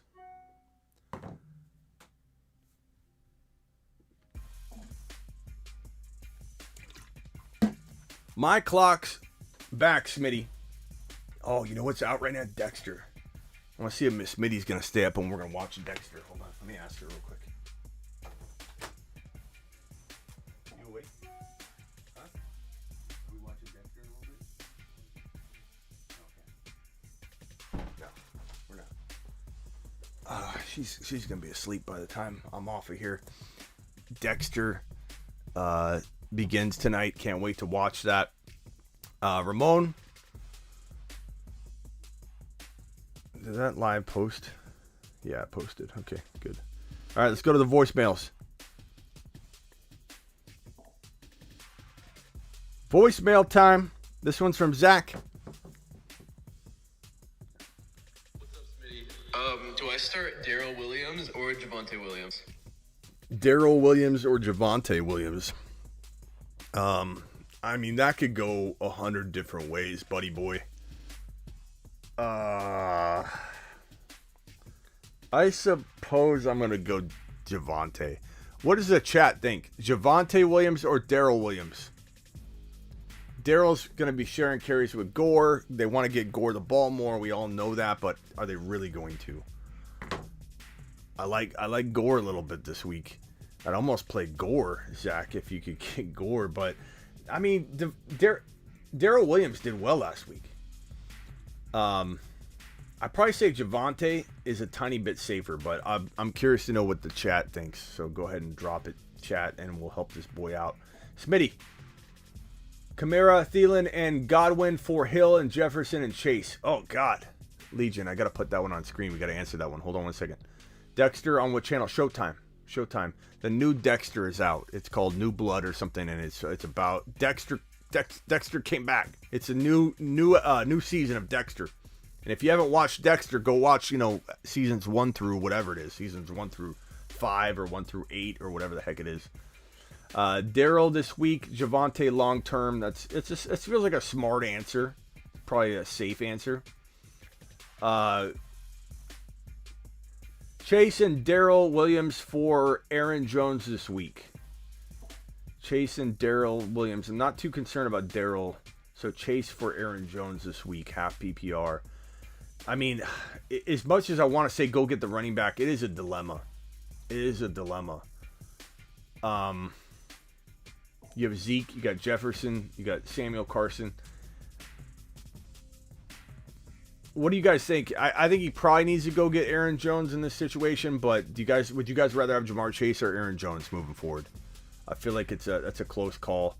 Jamar Chase is playing that good. I think because he's a rookie, it's important to remember he could have a little bit of a dip in production for a little while. Rookies tend to hit a rookie wall and slow down. They're used to college seasons. This man didn't even play college last year. He's been sitting out. So if anybody's going to not be used to playing football for an extended period of time, consistently, it might be Jamar Chase. Then again, you could say he's, so rested up, but it's a long year. It is hard. Until you play the NFL the longer, and it's another game longer now, the long NFL season, you don't know what it's like to go that distance. So it's possibly as a little bit of a dip. Already made the trade? Okay, you traded it. I'm okay with Aaron Jones. I would probably say Aaron Jones. But I do like Jamar a lot, but I would draft Aaron Jones ahead of Jamar. So I, Smitty, approve your trade. I would have done it. You've just been Smitty approved. Man, I really want to watch Dexter tonight. It's voicemail time. Drop a voicemail at the Fantasy Football Show on the gram. Look at this one. Tell your grandma. Look at this one from Legion. Smitty, Kamara, Thielen, and Godwin for Hill, Jefferson, and Jamar Chase. Kamara, Thielen, and Godwin for Hill, Jefferson, Jamar Chase. You don't even get any running backs in that, but I still take it. Give me Hill, Jefferson, and Jamar Chase, bro. That is a grip of talent. Very, very tough call, though, to say, okay, well, we're just not going to have a running back in that scenario, but I don't care.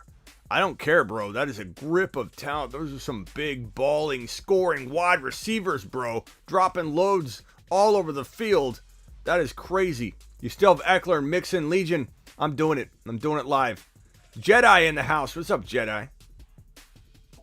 Scott's in the house. Appreciate you, Scott.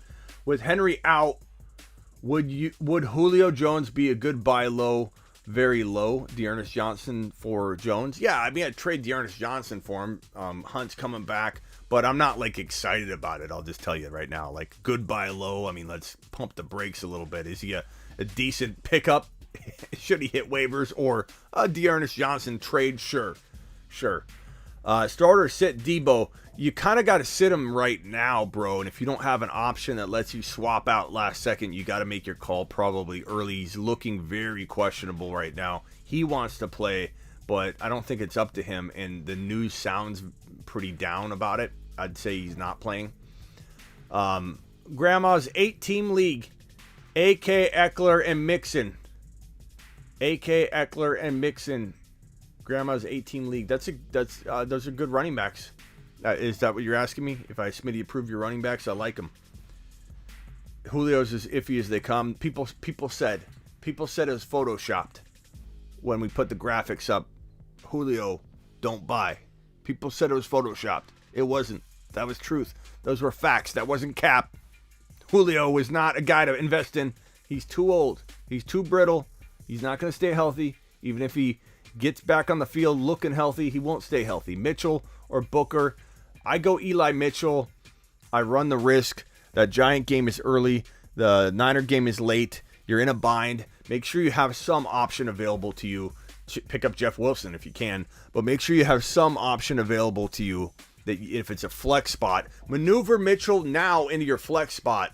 Some people don't think like this. Like if Mitchell's in your flex spot and you got like Javonte in your, or Mitchell in your running back 2 spot, you get Javonte in your flex, switch him, make Mitchell your flex, and then you can potentially roll with like Rondell Moore or Kirk or something last second if you've got to, Cowboy.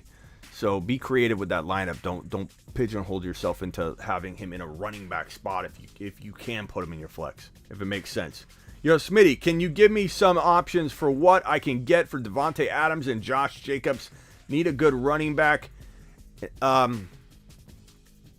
So if you go Hendy or Swift or running back like that level, those are 2 good running backs. You can get a Diggs. You can get a Hopkins hurt. If you go higher running back, so that's how you target a player first, and then you look at their team. If you're targeting a Diggs or, you may not be able to get Diggs with that, but you could try. Hopkins, I bet you could. McLaurin, you could get McLaurin and Hendy potentially for Adams. If you go after a Justin Jefferson or a Hill, then you're not going to get much back at all in terms of a running back. But I think if you lower that wide receiver expectation a little bit, and you go after McLaurin, you go after maybe a DK is either going to be a lot or he's going to be decent buy. Some people value DK really high and some people don't.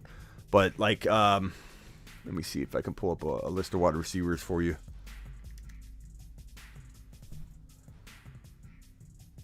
Let's go with some rest of season rankings that I have cooked up here on here. And we will say,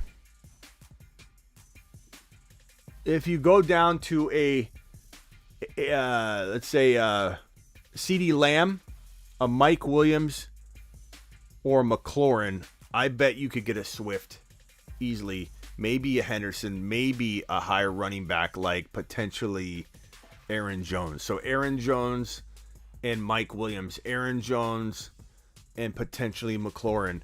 Aaron Jones and potentially a CD. You can maybe get CeeDee Lamb and Hendy for Adams potentially. So poke around at those types of ideas. I think those might be able to get you going there.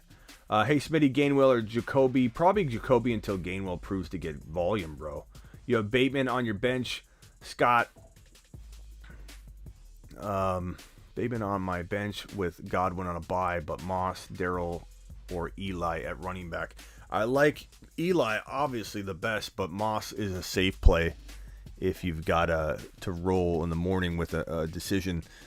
Buffalo plays in the early morning, so you got to make the call early. But maybe we have Debo news in the morning, you know what I'm saying? I'm live on Instagram the entire 1 hour leading the kickoff, so join me, bro, and we'll break this down live. We'll do it live, pal. We'll do it live. Cliff, Smitty, thoughts on Tony rest of season, star or bust? I'm gonna say I'm indifferent on him, bro. I'm right in the middle. Super big time talent, but dude's a mess. Dude's a mess. All over Twitter, posting ridiculously stupid stuff on Twitter to where the coach had to address it regarding that Ruggs thing, and people are just clowning on him, trolling him. You know, what's wrong with this guy's judgment? Like, what's wrong? Literally, what's wrong with Tony's judgment? Tone deaf responses to the Ruggs DUI crash, where he comes out and says, "Guy, you know, everybody needs to just leave him alone. People make mistakes." Someone died, and he's so tone deaf with his tweets talking about this thing. He makes the worst decisions. Tony has not been doing his thing for very long. He's been there for like 4 or 5 weeks in relevancy. He's already making stupid decision after stupid decision, even with how he uses his body and lands on it, to headbutting his own coach and then getting upset about it, getting into a fist fight at the end of the game. This guy's a ticking time bomb. He's like a mini AB during AB's worst time. That's how I feel about Tony. In a very short window, he's shown nothing but bad decision making. So for me, I just don't know. I don't know that he's gonna be there when push comes to shove for you, because it's just one thing after another with this guy. I just don't. I mean, so talent wise, I love him, but I don't know. I feel like, is he gonna be there? No. I think something's gonna happen with this guy. He's just worst decisions I've seen in a 4-week window. Smitty, it was JT, Sutton, Cooks, Henry for Kelsey, CD, Godwin, Robinson. So JT, Sutton, Cooks, and Henry. I assume that's Hunter Henry for Kelsey, CD, Godwin, and Robinson. Kelsey, CD, Godwin, Robinson for JT, Sutton, Cooks, and Henry. JT for Kelsey, CD, I mean, it's in a redraft world. I hope this isn't Dynasty, because JT's at 1.1 or 1.2 in Dynasty. In a redraft world, this is not a horrible trade. You're getting a lot of talent. Some may still argue the JT side, but I would not say you got blasted on this. It's just a tough trade to break down, to be honest, bro. To be honest. Yeah, this is what kills me, Wayne. And I'm sorry if I'm trying not to get like political by any means on my show, but you know what? This is my show and this is my voice, and I'm at the point right now where I just like speaking a little bit of my mind once in a while, if that's okay with you all. Okay? And if people don't like it, I don't know what to tell you. Like, just have some compassion for another person's point of view. Okay? But this point right here, people are more upset about Aaron Rodgers than Ruggs. And that is the truth. And it upsets me that everybody's on a witch hunt for Aaron Rodgers. You know, so upset about Aaron Rodgers' situation. More upset about Aaron Rodgers than things that Tony says. More upset about Aaron Rodgers than a lot of other things people are doing. And it's just like a witch hunt on Aaron Rodgers right now. And it's crazy. It's crazy. We're living in bizarro world right now. And this guy, Aaron Rodgers, in my opinion, is one of the coolest dudes in the NFL. And I love the way he talks about stuff. He's like an open book. Yeah, he may have answered a question in crafty fashion, and he's admitted that. But to his defense, everybody keeps acting like Aaron Rodgers misled the team. The team knew everything. Aaron Rodgers sat in his truck every single morning awaiting a test result before he was allowed to come into the facility with a mask on, and he could never take it off. And he followed all those protocols. And I get there's some people upset about this and that. I get it. But the team knew everything about it. People are going to speak on it. They should at least know the facts. And the facts are the team knew everything about it. His players knew. Everybody knew. Everyone keeps saying that he didn't let anybody know. That's not true. The team knew. His coaches knew. The organization knew. Everybody knew everything. And they knew he was yet to be lambed. And so it bothers me when everybody goes after him and they're not even concerned about these other issues. Okay, so anyways, tough spot. If Kyler sits, who should I start? Tyrod or Danny Dimes? If Kyler sits, Danny Dimes is probably your safer play, bro. Probably your safer play. Everyone has cookie cutter point of view these days, just regurgitating what they heard on ESPN. news loop. Smitty, speak your mind. Exactly. That's why I tune in. Look, I don't get political necessarily, but sometimes I feel like speaking my mind, and those are two different things. I'm not shoving anything down anyone's throat. Okay, I'm not going to probably speak on a lot of topics because I don't think it's probably the right place to do it. Not because I shouldn't be allowed to, but because it gets us in a weird place. People get upset, but I should be able to speak my mind. Like, I'm not speaking a political stance. I'm just speaking my mind. And this is my platform, and I believe we all can come together and appreciate each other's opinions. And I'm not against anybody's opinion. If someone comes in and says, "Hey, this is how I feel about this. This is my, my proof for this or my backup for this," I get it, and I'm open to all of that. And I like hearing people's different opinions. And I just think the problem is when people get politics involved into anything. Period. Okay, there's just your opinion. Your opinion should be okay. Your opinion, you should be able to have an opinion. And I don't care what side it's on. You should be able to have an opinion that somebody should be doing this potentially because of that reason. It's the people that don't even allow the other person to have the opinion that gets me sometimes. And it's just like, once in a while, I'm going to speak my mind. It's just the way it's going to be. And that's it. I'm not going to drive home any points, try and have an agenda. It's just sometimes I get a little perturbed about what's going on. And I just want to speak my little itty bitty mind on this little platform that I have in this little space I've carved out because I might get a little upset. And here we go with Nick coming in with the Christian McCaffrey RB1. Christian McCaffrey RB1.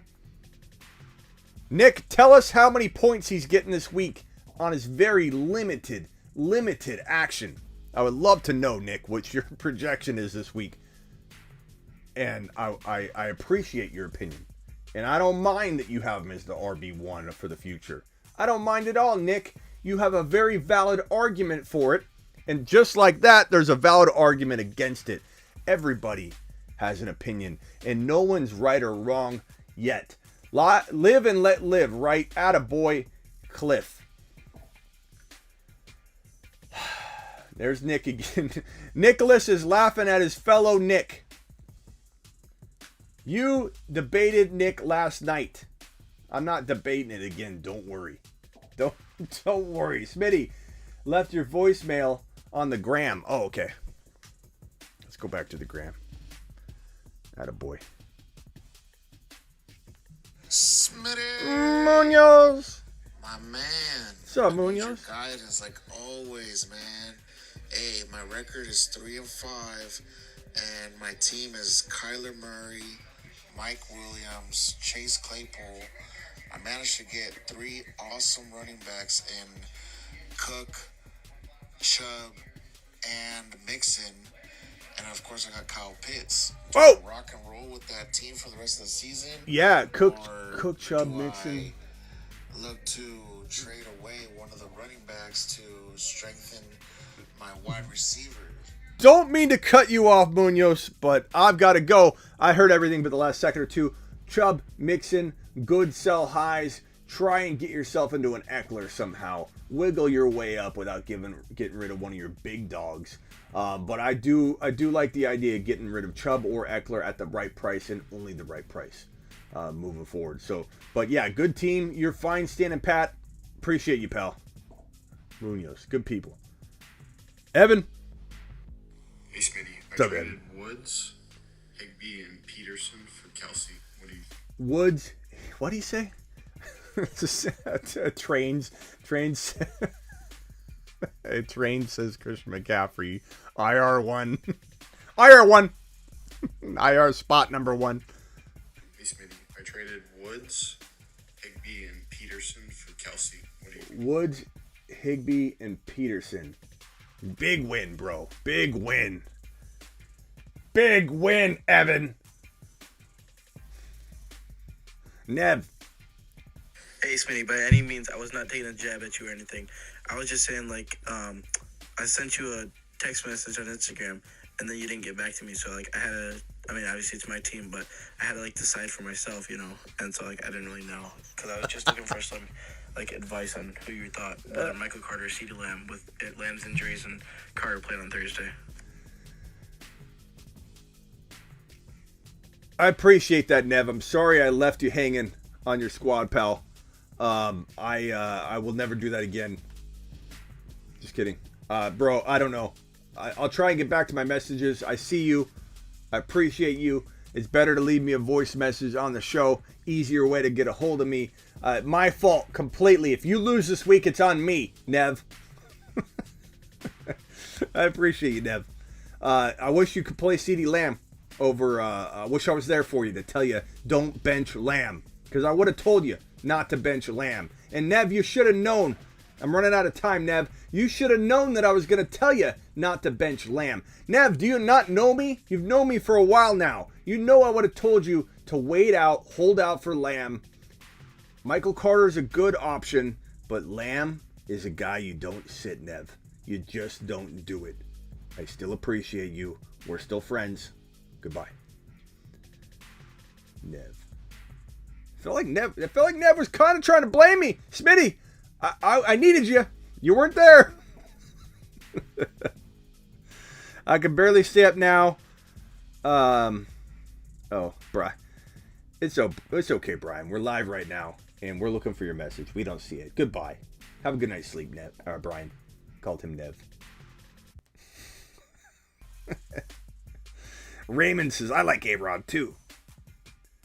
Mark, appreciate you. Other voice messages. Let me go to my requests, see who's sending me a voice message. Michael. Hey, what's up, Smitty? What's up, Michael? I have Christian McCaffrey, trying to trade high for him. Another guy has Jamar Chase and Kyle Pitts. What do you think about throwing an offer out for them? Maybe with another receiver. I got to listen to you again. Hey, what's up, Smitty? I have Christian McCaffrey, trying to trade high for him. Another guy has Jamar Chase and Kyle Pitts. What do you think about throwing an offer out for them? Maybe with another receiver like Tony. Let me know. What do you guys think of that one right there? I mean, you're going after no running back in that scenario. Do you trade Christian McCaffrey for Kyle Pitts and Jamar Chase? Assuming he doesn't have a tight end, then that might be a decent option. It's interesting. It definitely, I need to know who his running backs would be, and you don't have to send another message. In general, I will tell you that's an interesting move. Kyle Pitts is a beast. He is a rookie. He potentially will be up and down. Jamar Chase is a rookie. He can be potentially up and down. My initial instinct is to probably look for a different deal. And I think you can get it. McCaffrey's value is very, very good right now because he just got activated. He's going into the lineup. But now's the time to trade him. Now is the time to trade him. Right now. Nick, I feel bad. Nick, I feel a little bit bad for you because you think everyone is against Christian McCaffrey under every scenario. We're not. But Nick, it's time to trade him high, pal. You can get a lot for him because of the value and expectations like you have where it's like he's running back one. We can get rid of him for a ton. I would say, Michael, try and get Jamar and a running back. See if he's got someone like Swift. I would take Jamar Chase and Swift for McCaffrey in a heartbeat. Get Swift, get Jamar Chase, get two players. I don't know if Pitts can get it done. I like Pitts, but that's not the move. Definitely hold under that scenario, but I definitely would get different players. Not going for a running back just makes me feel uneasy. Yeah, I'm trading CMC and I'm doing it quick, but I'm getting more than that. That feels a little. It's interesting for sure. This one's for Claypool and Emmanuel Sanders. Any trades I can do for a running back Claypool or something? I'm currently 7-1. Anything would help. Claypool and Emmanuel Sanders. I don't think anybody's giving you anything for that, man. I mean, I'm not saying they're not good bench players, but like no one's going after those guys, and you're not getting a running. Like try Javonte Williams. If you can't get Javonte Williams, you can't really get anybody. James Conner, Javonte Williams, potential. Go after those two guys. Those are probably your only two options with guys at that caliber of name. So Try those, bro. Colin. Hey, Smitty. What do you think about me picking up Ty Johnson? Do you think he's pretty good or just getting lucky garbage time points? I like Ty Johnson. I think he's a good bench running back. He's a guy you put in when you've got injuries. He's a guy you put in if you just have bye weeks, and you know, bye weeks are kind of getting a little bit wrapped up here, but we still got some to go. So Ty would be a good bye week fill-in. He'd be a good injury fill-in.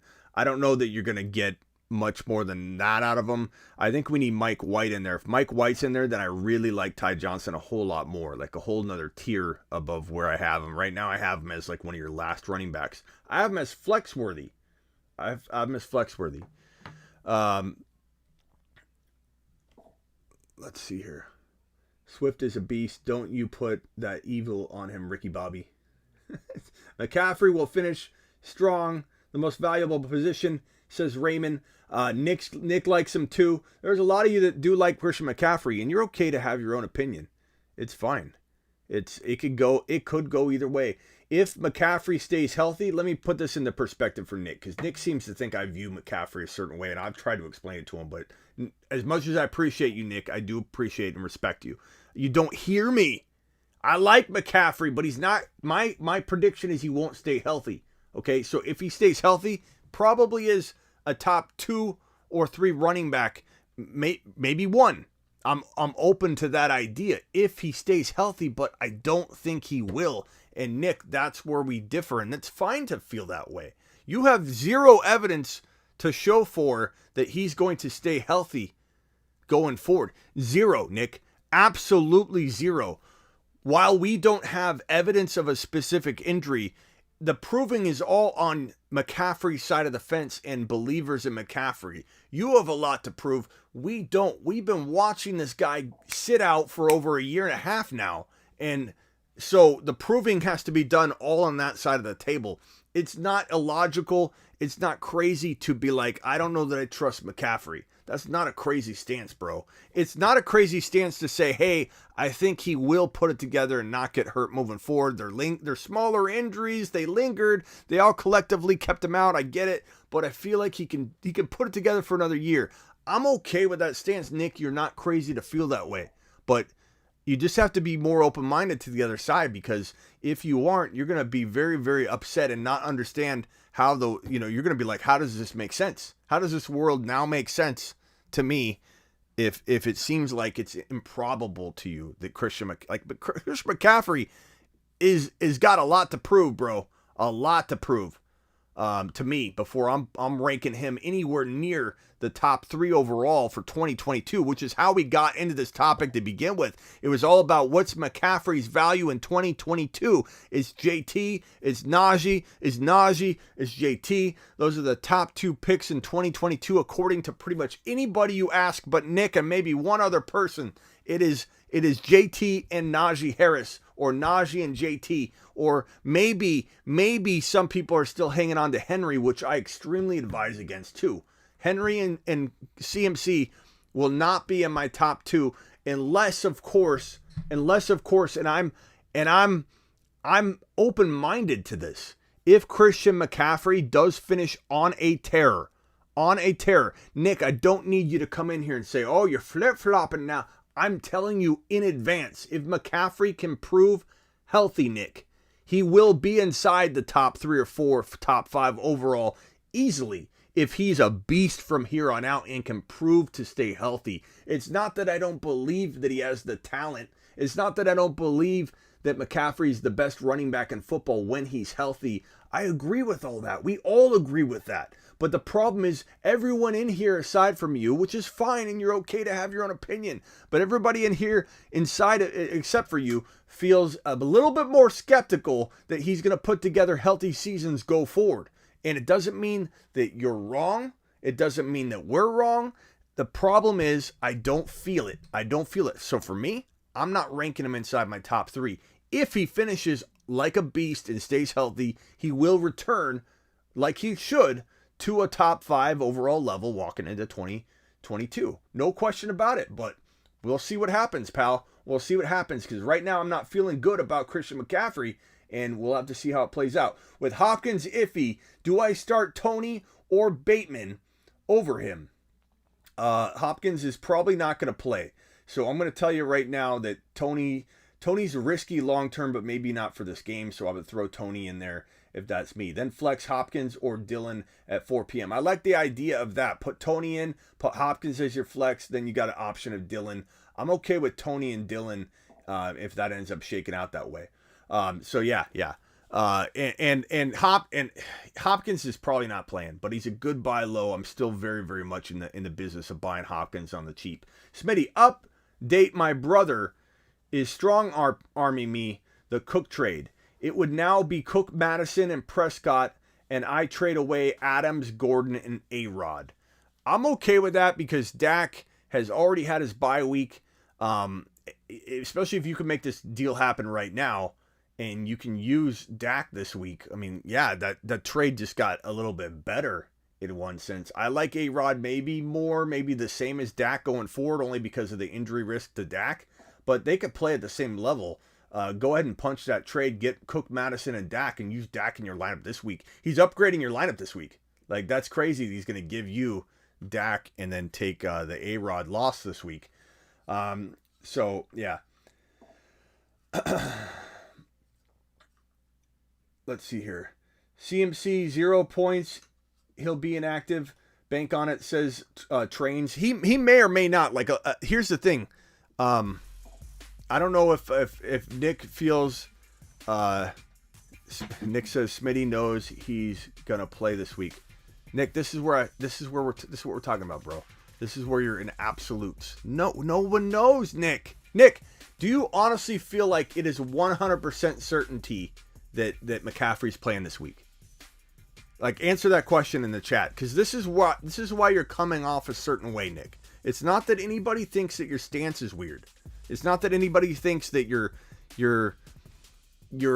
ultimately what you're saying is wrong. It's the approach or the angle. Like, of course, I don't think McCaffrey's a lock to play. No, he's not a lock to play, Nick. It's already out there. He's going to warm up to see if he can play. What do you mean Smitty knows he's going to play this week? I don't know he's going to play this week. Christian McCaffrey doesn't know if he's playing this week. You know how I know that, Nick? He's going to go out onto the field and test it.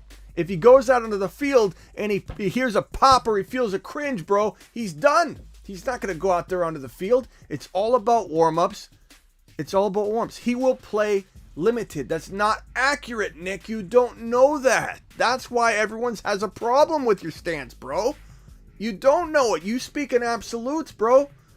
Unless you've got the time machine, pal, that we don't know you've got, and you've actually gone into the future and you've seen Christian McCaffrey suit up. No one knows if he's suiting up, Nick. Nobody. He doesn't even know yet. He's going to run out onto the field. He's going to test it. And if it doesn't feel right, he's not playing. He was activated from IR, not guaranteed to play. Super chat from Michael. Trade CMC and Chuba for Kamara in a keeper league. Trade CMC and Chuba for Kamara in a keeper league. I take Kamara.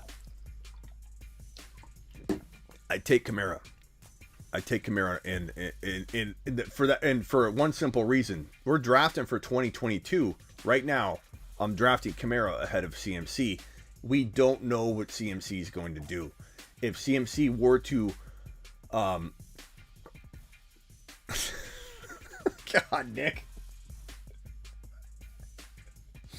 Let's have this read because I don't feel like reading anymore.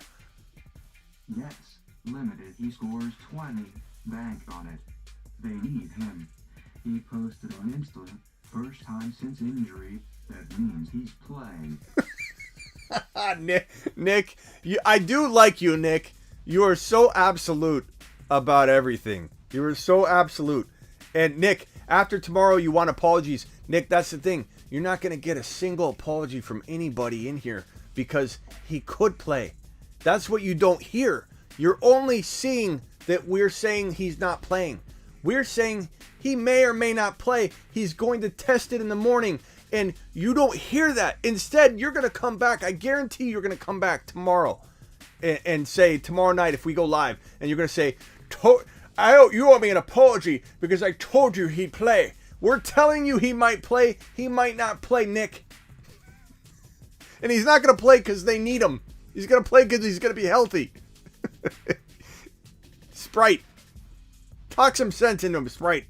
DJ Moore or Mike Williams and Damian Williams or Elijah Mitchell. I'm going Eli Mitchell, not Damian Williams. I won't debate him again. Thank you for the free entertainment, Smitty. I think I'm done. I think I'm done trying to talk sense into Nick. Because he's not hearing Jimmy. He's listening to Jimmy. But he's not hearing Jimmy.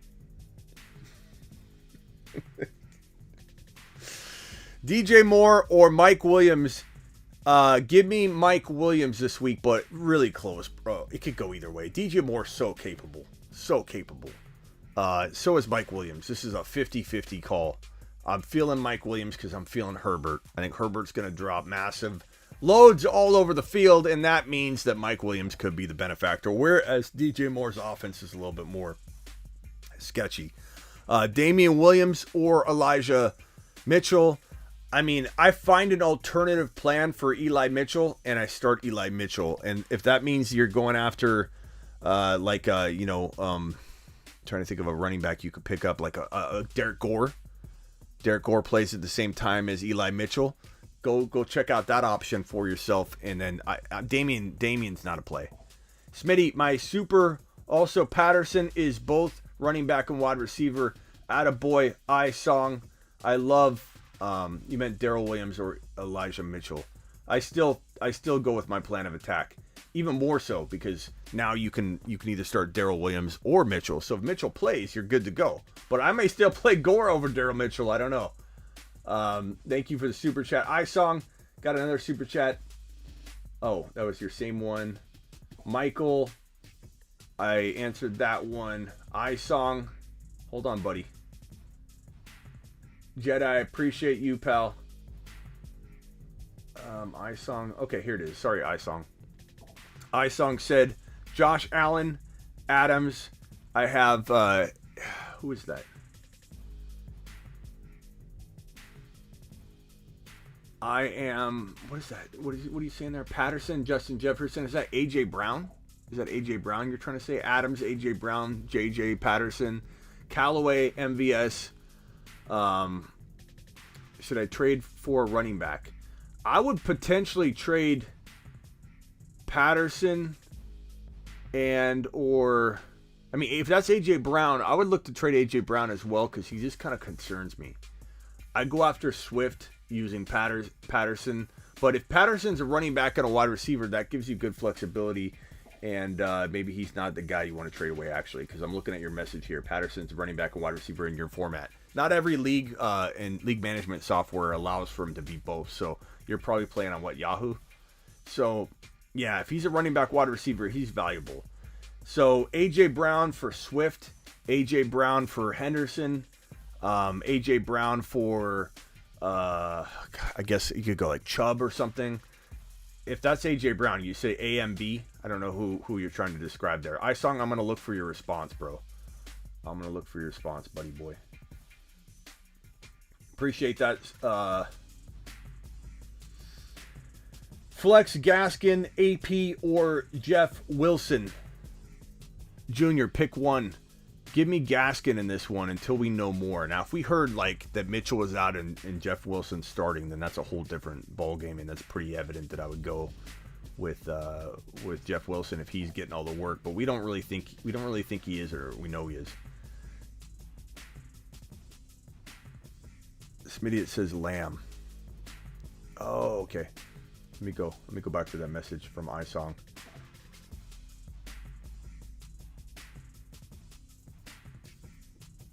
Lamb. I gotcha. Let me fix that. Boom. Lamb. Okay. Makes a lot more sense. I thought that was AJ Brown. I probably still look to trade Lamb for like Swift. Adams would be the best move, actually.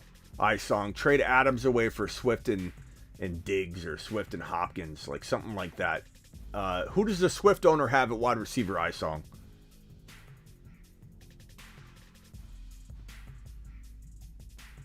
I don't think I've ever had a question answered. Well, I got you, pal. This is your day. Let's give him some music. Let's pump this up for him. This is his moment. Thrasher, this one's for you, buddy boy. Don't think I've ever had a question answered. Help. Cook for Najee. And already traded D. Hopkins and DJ Moore for Lamb and Hollywood Brown. Thoughts on both. Hopkins and DJ Moore for Lamb and Hollywood. Very, very close and even, potentially. I'd say that's a wash. But given that you got the healthier, because Lamb is a bit healthier than Hopkins, but barely. I probably like that side a little bit better, I suppose. But it's a good option. If Hopkins were healthy, I might lean the Hopkins side because I think DJ Moore can be pretty decent. But I like Hollywood too. Very, very close. Cook and Najee, very, very close. I'd rather have Cook and Madison over Najee. If you don't have Madison, I'd rather have Najee over Cook because I really worry about Cook. Kids in my league are so stingy about trading. If they don't think I'm getting scammed, they won't trade. Yeah, you got to be crafty about that. You got to be completely crafty about that. Does Gore affect Clyde's value when he comes back? Certainly. We got to assume that there's could be some effect there. So probably look out for that. Be cautious trading for Clyde, but Clyde could also jump right back into his old workload. We don't really know. We know Andy Reid loves Clyde, but he also seems to like this Derek Gore character, and so we got to kind of see what happens with Gore going forward. Emergency, Moss, Tony, or McNichols. Give me Moss. He feels a little bit safer, but I do like Tony this week. I just don't like Tony long term. I feel like Tony is, crazy. It's absolutely crazy, bro. AJ, let's see here. Wait, you could trade Lamb straight up for Swift? You probably could. They're probably pretty close. I think because Lamb's hurt, it might be hard right now. But if you wait a week, maybe. I like Cooks with Taylor back and against the Dolphins defense, says Rico. Trade Mitchell and Lamb for Jefferson. Have Taylor, Eckler, Saquon, and A.J. Brown. Trade Lamb for Jefferson. Absolutely. Lamb's banged up right now. I rank Jefferson higher than Lamb. You know how much I love CeeDee Lamb. But it doesn't matter. You got to think logically. And how are you ranking these guys right now going forward? I rank Justin Jefferson as the 1, 2, or 3 wide receiver overall. Please, someone help me, Herbert or Boston Scott. If Khalil Herbert looks like he's set for a full workload, let's see in the morning what David Montgomery's shaping out to be. Scott could be a safer play, but I think Herbert's probably going to end up being the safer play. So go ahead and plug Herbert in for now and just kind of wait. Buy low on Hopkins. Are you worried? I love Hopkins right now because the buy low value is very acceptable. If you had to buy him at top 5 value, he'd be a big risk. But since you're buying him at value that's like more like the 10 to 12 overall player at the wide receiver position, the risk is completely baked in, boys. Baked into that bad boy. All right, let's get back to the voicemails. Slayer with a super chat. Slayer, appreciate that. Damian Harris isn't a play this week. I like Damian Harris. Bro. Damian Harris is a very, very good play. Did I miss a question? Let me know if I missed a question on Damian Harris, if that was in a question that I read or something. I may have missed it. Where do I rank Saquon when he's back? I'm not a big Saquon believer at all, bro. That guy has so much trouble staying healthy. Would I trade for him at a real rock bottom low pricing? Sure. Is he a running back 1? Very hard pressed to get into my top 10 running backs, I'll tell you that. as a fellow Cardinal fan, how you feel about Kyler. I buy low on Kyler. I think he'll be fine. He'll get right eventually. But Kyler Murray is definitely a big risk of not playing this week. I would say he's more likely to sit out than to play week number 9. So definitely be prepared to be without Kyler Murray this week. You heard me wrong. No, I like Damian Harris this week. Damian Harris is a good sell though after he does well, because you're going to be able to get a lot for him, and he holds some risk of a running back by committee for sure. Barkley or CMC? Give me CMC over Barkley. Give me CMC over Barkley for sure. Mainly because of what I've been describing all week long, is that you can trade this man for the world right now, and you need to take advantage of Christian McCaffrey's super high trade value along with his super high risk that he has and he comes along with until he proves he can stay healthy for multiple games. Trade CMC for Eckler 1-for-1. I would get more because you can. But Eckler and like a Mike Williams or Eckler and a McLaurin, even better. That's the kind of deal I think you can get for CMC right now in a trade. You can get Eckler and McLaurin. You can get Eckler and I would say a receiver at the level of potentially McLaurin, Hopkins hurt, CeeDee Lamb injured. You could probably get thrown into a deal like that. Mike Evans potentially. But Eckler is arguably a top 5 running back moving forward. It's almost crazy. To suggest that Eckler and CMC aren't close. Like absolute Looney Tunes, because they are very close. If you like McCaffrey more, that's fine. But Eckler, we did a 2022 mock draft by the people, the vote, not me, not my mock draft, not my rankings, not my decision. By vote, Eckler was number 4 overall in 2022 rankings. And no, Nick, McCaffrey wasn't in the top 4. He's going to be mentioned very, very soon. He's popping up in the ranking for sure, but he's not tallying enough votes to be in the top 4. It was Eckler number 4. I haven't posted it yet, but Eckler won the number 4 overall. I was actually kind of shocked. This is 2022 rankings. He showed up number 4 overall for 2022. This offense is going to get more back on track. You got Herbert, doubted by a lot of people, but he's going to go on a tear here at the end of the year. From here on out, I believe the Chargers will win the division. I think the Chiefs will definitely earn a wild card spot for sure. But you're talking about Eckler being completely undervalued. I would probably take Eckler and Mike Williams if I could at least get that. But McLaurin, if you can, potentially a guy like, I don't know, DJ. You could get a DJ Moore. You could get someone like that thrown in for sure. I picked Jeff Wilson a few weeks back. He's had a nice schedule coming back. Yeah, I mean, he's got value. He's got value for sure. But it's Mitchell's team until Mitchell gets banged up.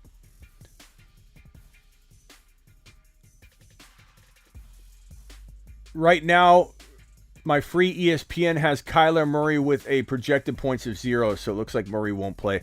Yeah, it's definitely on the verge of thanks, Raymond. I appreciate that. On the verge of being like, they don't have doubtful. You guys know they don't have doubtful tags anymore, right? Or probable tags, which a lot of people haven't noticed. They just haven't seen them and they just haven't really thought about it. But there's no more probable designations anymore. Damian Harris isn't a play this. Oh, I already got to that one. Yeah, he is definitely a play this week. Raymond with a super chat. Speak on how much more valuable running backs are compared to any other position in fantasy and why that matters when making a trade. I'll tell you this, Raymond. I'm going to shock you right now, pal. I am going to be a big proponent of going wide receiver in 2022. A lot of my content walking into December and January and of course February, March, April will be a big push going wide receiver. So Raymond, you might be shocked at that. And while Jonathan Taylor and Harris are guys I would love to have, and I will draft at 1 and 2 and 3 And while I might entertain the Ecklers, I might entertain the Cooks and the Camaras if I can't trade down or I'm drafting from a certain slot. I'm definitely not taking all wide receivers in all my teams. But I am going wide receiver. And what does that truly mean for my content? You're going to hear a lot of trade talk, a lot of trade down talk, because drafting a Hill at 4 or 5 is not good business. It's not good management. It's not good. You need to trade down because the wide receivers in round 2 can rival the wide receivers that you would take at 5 or 6 or 7 overall. It makes no sense to not take advantage of the draft capital and not go get a wide receiver like DK or Diggs or a guy like Justin Jefferson should he fall, or let's say it's Chase, Kupp, Adams, and Tyreek Hill, like the top 12 or 14 or whatever, because I think people will take wide receivers higher in round 1 than they ever have before in 2022. We will see running backs dominate the top 6 or 7. Dominate. Maybe you get one wide receiver in the top 6. Maybe Kupp goes number 5 or 6 if Kupp continues to do well. He's got a big fan base. A lot of people love Kupp. There's nothing wrong with liking Kupp. If you like Kupp number 1 for all wide receivers next year, I'm not mad at you. You have a point and a valid argument to make, and I'm not against it. I may not draft Kupp as my number 1 wide receiver, but it doesn't mean I don't appreciate or like it or understand it or really support it. I can. But if you draft a guy like Hill at 7, why not just trade down and get a guy like DK or CeeDee Lamb or Diggs at number 15 overall and move up your 6th rounder into the round 3, then move your 3rd round pick up into round 2.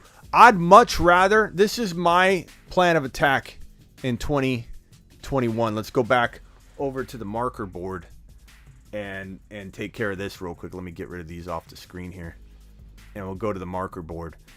Why not do this in 2022? This is my thinking. This is how I think. This is how I'm going to process 2022 and my advice.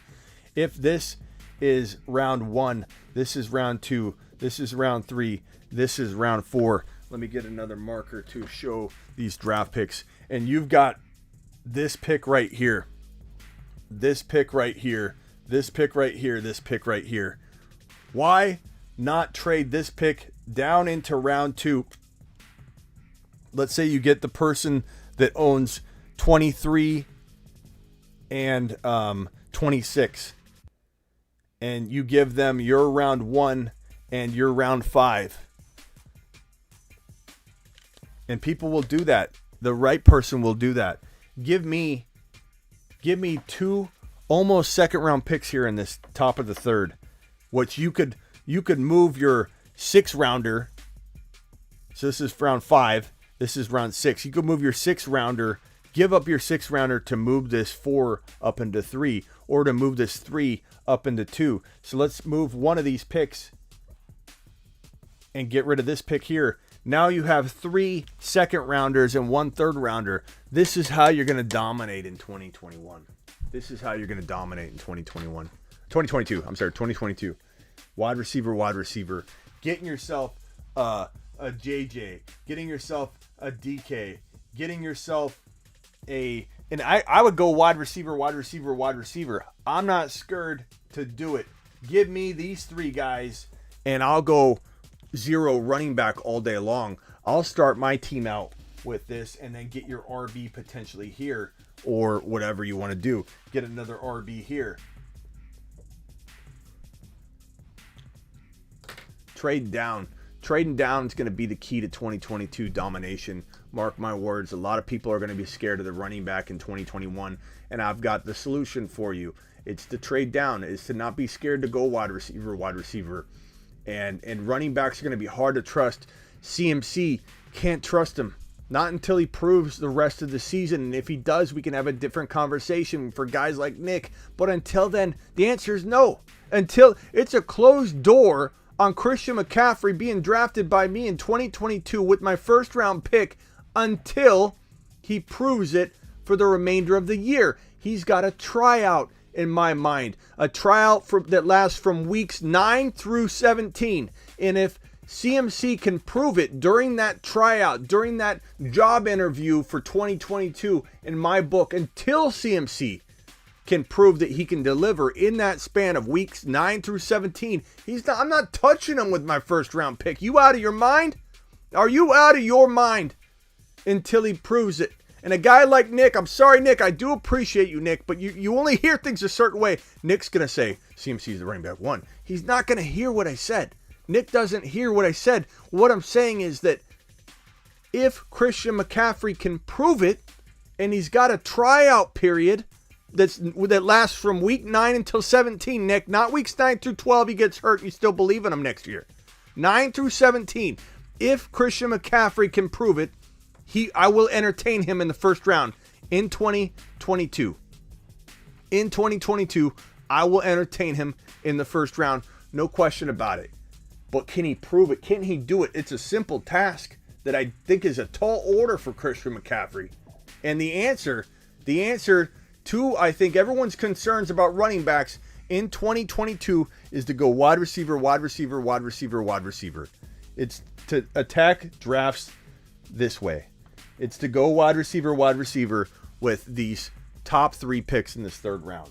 That is the solution to 2022 drafting. Let's even spell it out even further. Let's just go, let's go 3 rounds and make this a little bit bigger. So this is round 1, this is round 2, this is round 3. Your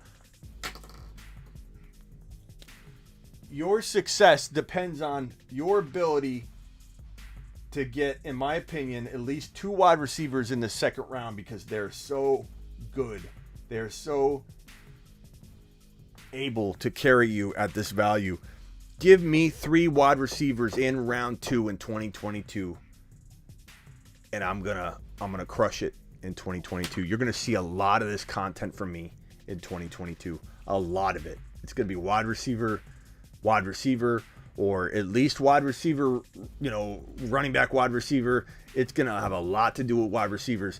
And I'm still going to have a whole lot of mid-round quarterback drafting that goes on. You still may see me drafting a quarterback higher than anybody else, because that's how I roll. You may see me trying to grab, if people are scared to grab Kyler in round 4, I'm grabbing Kyler all day long. This is not early quarterback drafting. This is middle round quarterback drafting. Don't let anybody define it early quarterback drafting.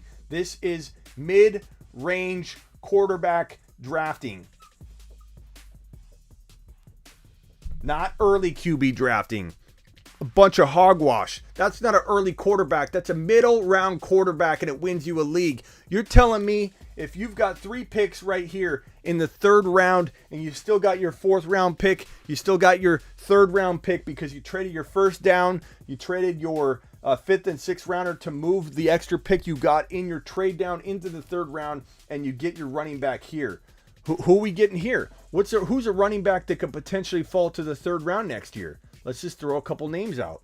Let's just say you're able to get a player like, I don't know, we'll just put RB right here. You can use your imagination because everybody's gonna have a different running back. But you get your RBs right there. Give me that approach all day long. I love it. I'm gonna be pushing it a lot. It's early. I could change a little bit. I could adapt a little bit. Players could do really well in changing my mind, and I could trust running backs more. But I don't trust running backs that much. I'm not gonna trust Cook after the workload he's endured. Proof by Henry. The breakdown's real. Proof by McCaffrey not being able to stay healthy. Running backs, after a certain amount of mileage, are a big risk with your top 5 overall pick. Trade it down. Get wide receivers. Let's go wide receiver. I love it. At least double wide receiver. And not first round wide receiver. Trading down 2nd round wide receiver. People don't understand that not all drafts are the same, and you have to adapt and flow. Exactly. And I don't have you'll find nobody that is more about best player available than I am. But these players right here are going to 9 times out of 10 be the best player available, because this will load up with running backs. The risky running backs will still be left in this range right here, but instead of forcing ourselves to go risky running back, we'll be taking the top wide receivers, guys that all of them could finish number 1 overall for all wide receivers. Every one you're drafting here of your 3 or 2 or whatever, let's say you take a running back here and you go wide receiver, every one that you're drafting here, Jefferson, DK, Diggs, these all could be the number 1 wide receiver in fantasy football in 2022. It is such a best player available approach. There is no greater best player available approach. There is no greater best player available advice you're going to get. There's no analyst that's going to tell you best player available more than me, because when people say, should I go running back at 12, Smitty, I tell you, go best player available. And that will likely be, in a lot of cases, wide receiver more than running back in my mind in 2022, but it's still best player available to me. It's my best player available, and it should always be best player available for you. Nobody should draft a player because it's a position. Nobody should draft a player because other people like the player. Draft best player available to you. That's different for a lot of people. Best player available for me is going to be different than it is for you at every single pick in the draft. So may not be a wide receiver when I'm on the clock. It may be Swift. It may be a guy, and I like Swift a little more right now than I have in the past. Clearly, I worry about injury, but let's say it's a running back right here that falls, because there are a few wide receivers that go in this first round that normally wouldn't, because people are scared of running backs. You might see 3 of them go in the first round instead of 1 in 2022 drafts on the regular. That could happen. So, no tight ends. No tight ends. I'm not taking I never take a tight end in the first 2 rounds. I've done it before, like in mock drafts, to try it out, and I probably have in one time in the last 4 years drafted Kelsey or something in round 2 in a league that I didn't like how the flow felt, and he was the best player available. But in general, you're chasing every position, not tight end, that way, and it's tough to get back into a good feeling of each position. And yes, you have a positional advantage, but it's really hard to get back into a good place at every position when you start chasing tight end early from the beginning. Let me see if I got any more super chats. I'm probably going to call it here. It is 11:26 my time. It is almost 3 o'clock Eastern. Oh, actually, no, not anymore. It's almost 2 o'clock Eastern. So you guys in the Eastern time are not up as late as you have been in the past. I appreciate everybody being here. I'll stay a little longer. Throw some questions at me. We've got 205 people in the room. How many thumbs up we got? I'll tell you what. I'll stay another. Let me see. I'll stay another.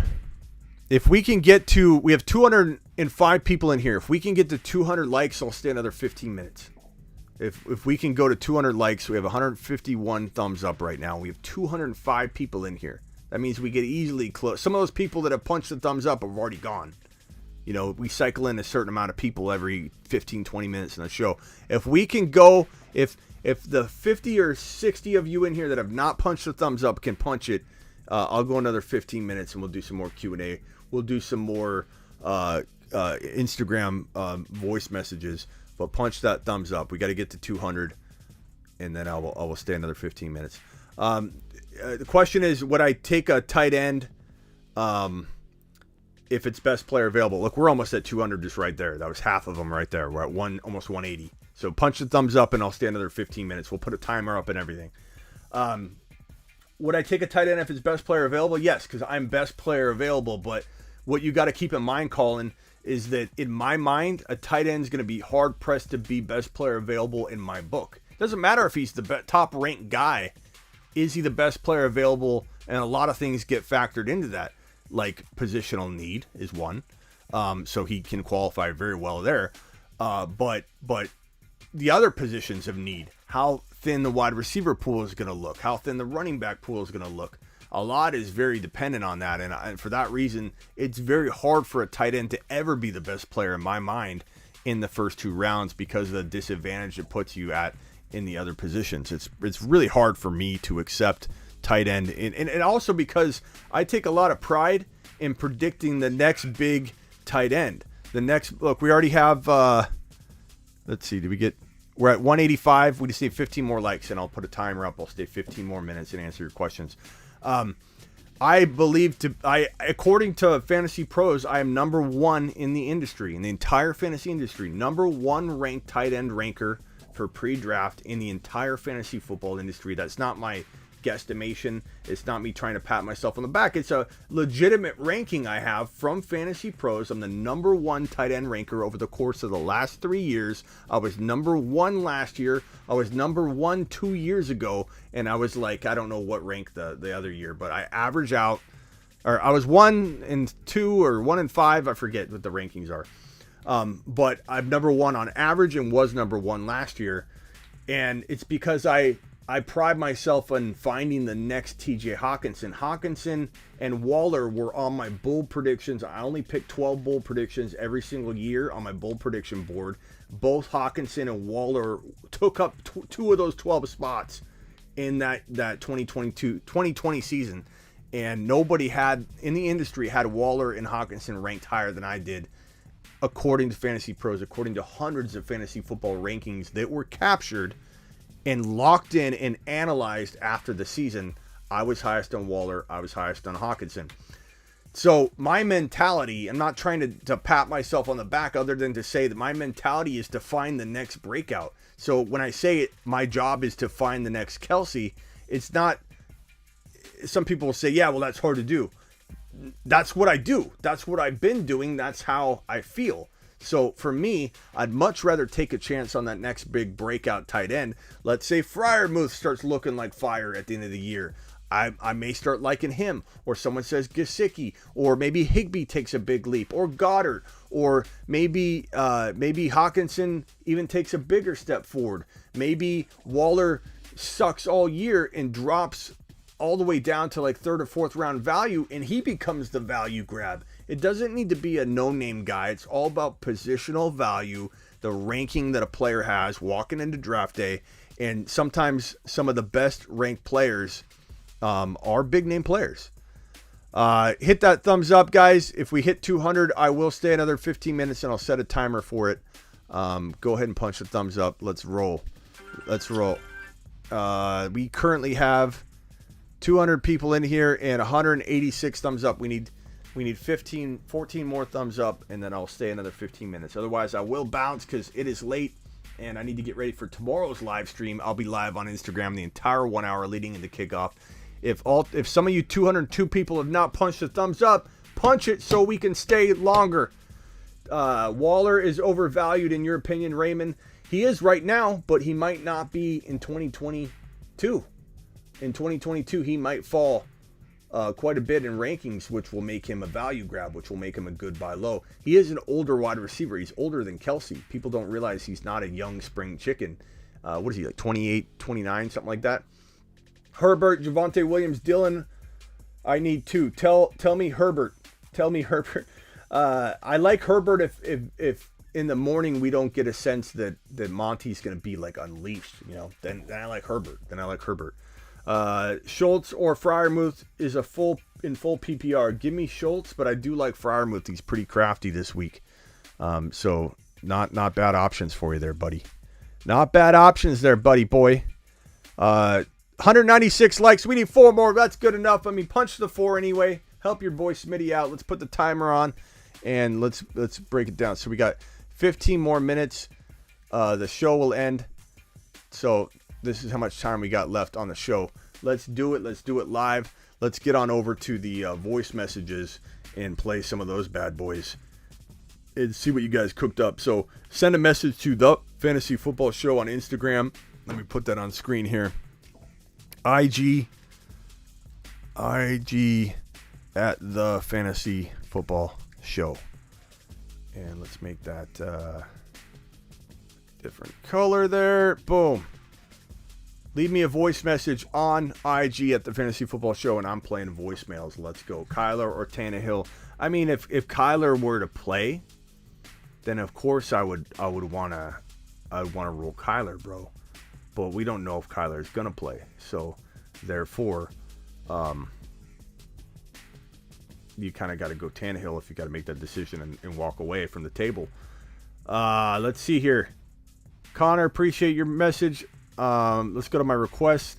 Michael, I think I already got Michael's. Hey, what's up, Smitty? I have Christian McCaffrey trying to trade high for him. Oh, yeah, we got that one already. Sometimes Instagram is so behind and I'm refreshing. And then once the show ends, I see like 45 voice messages. And I'm like, oh my God, they were all sitting there ready to be played. And I couldn't get to them. Claypool and Emmanuel Sanders. Any trades I can do for Yeah, we got that one as well. or something I'm currently I always said Javonte and Connor, right, as potential options. Leave your voice messages, guys. I'll be playing these the rest of the show. This one right here. What up, bro?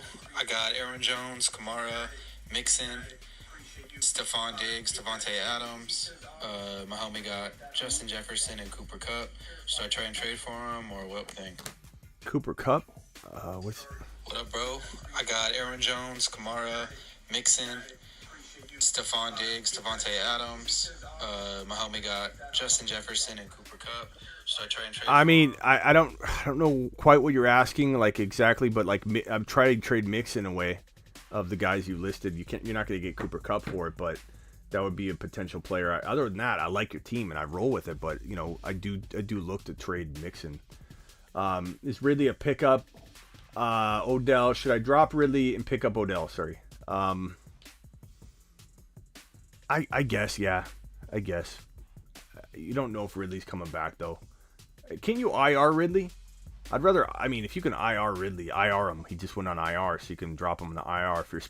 If your league doesn't have IR spots, that sucks, but what if Ridley comes back, bro? I don't know. Drop someone else, bro. Drop someone else. Yeah, I don't know that I love Odell. He feels like he's gonna be garbage.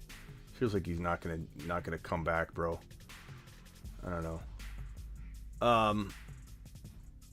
Gronk is older than Kelsey by a year. Kelsey is actually older than Waller and Gronk. Yeah, we know that. Kelsey's on his last year or two of playing at elite level without getting hurt. That's for sure. Kelsey, I don't know what Kelsey's value is going to be next year, but I'm probably not investing anywhere close to the value other people still will invest in. I feel like even now, like I like trading for him at the right price for sure, but I feel like he's on that verge of just not playing full seasons, man. I don't know. We'll see. Zach Moss or Devontae Smith. I'm going Zach Moss. He feels like a crafty touchdown play this week. Kyler is out, so play Tua. If Kyler's officially out, I don't know that he's officially out, bro. He's not likely to play, but let me refresh and see if he's completely out. I don't see that he's completely out yet. J.J. Watt, Kyler is definitely unlikely, but I don't think the news has been reported out. Just to speak matter of fact of it. ESPN allowed me to add Ridley to the IR. They give me one IR spot. Attaboy, mighty buffoon. Tua at home versus Houston, you like. I think that is a good matchup. Tua at home is a good matchup. 189 of you still in here. Hit the thumbs up. Appreciate you. Damian Harris, McNichols, or Tony in full PPR. Give me Damian Harris, bro. Damian Harris is a good play. Damian Harris is a good running back to have right now. I think he's a good sell high because I worry about committee and Bill Belichick, but that's a good running back, bro. He's going to have a good potential game. He's good sell high. He's a good hold. He's just a good all-around player to have on your roster, and he could continue it all year long. Damian's good. Damian's his own worst enemy, though. If he gets banged up, then that's something I think that could cause a potential sharing situation that doesn't get undone once Damian gets back on the field. So that's why he's risky, but I like Damian a lot. He's a good player. Gordon or Dillon this week? I mean, Gordon's safer. Dillon's higher risk, higher reward. You got to kind of pick your poison there. Fantasy Football Show. Play Bateman with Debo. Questionable with the hammy. I like playing a player in place of Debo during the same game time slot, bro, if possible. That way you can play Debo if he's healthy and switch to another player like one of the Cardinal wide receivers like Kirk or Rondell Moore over Bateman. I'd rather have that. Bateman's not a bad play. Trust your gut. If you like Bateman a lot, go with him. I'm indifferent on Bateman, so please trust your gut if you like Bateman this week. Hopkins, I think that's Hopkins. Mitchell, Landry, Monty, Claypool. Mitchell. If Mitchell's playing, you play Mitchell. If not, Claypool. When does the Steelers play? Monday night. So yeah, you're good, bro. Mitchell. If Mitchell plays, you play Mitchell. If he doesn't, then you have Claypool Monday night. Easy call, broski. Appreciate you, Bam. Thank you, Bam. Should I drop Van Jefferson and pick up Odell? I'd rather have Van Jefferson. He's looking good. You got Deshaun Jackson cut. More targets coming Van Jefferson's way. He looks really solid. Half PPR, Van Jefferson, Tony, or Cole Beasley. Give me Beasley as the safest option, Ricky. He's just utilized a ton. Debo, sustainable rest of season? No, I'm a huge sell high on Debo. I think he can still be really good. Top 10, top 12, but he's injury prone and he's playing out of his mind. I think it's almost more out of someone's mind to not take advantage of that and trade him as a top 5 wide receiver while you still can, if you still even can. Now that he's banged up, I don't know that you're gonna. People are gonna be a little scared. They like Debo. They want to rank him top 5, but I don't know that you can get top. I mean, I've been saying sell for weeks. You might be at the point now with him being banged up that you can't get top 5 value for him anymore. But it was a great sell high. If Kittle plays well this week, drop Ertz. I mean, I got to know more about your scenario than that. And I don't think I have the time or that I'll even see a big old long question about it. So I'm not asking you to necessarily clarify the details on this. But I will say in general that, I mean, I like Ertz a lot. I'm not letting Ertz go. And I think having a backup tight end is all about your league. And if tight ends are always available, if there's a plethora of tight ends always available in your league, if one goes down, then no big deal. You don't have to have 2 tight ends. But I play in a lot of leagues where if you don't have the tight end backed up, you're going to be screwed if Kittle goes down again. So it depends on your options, bro.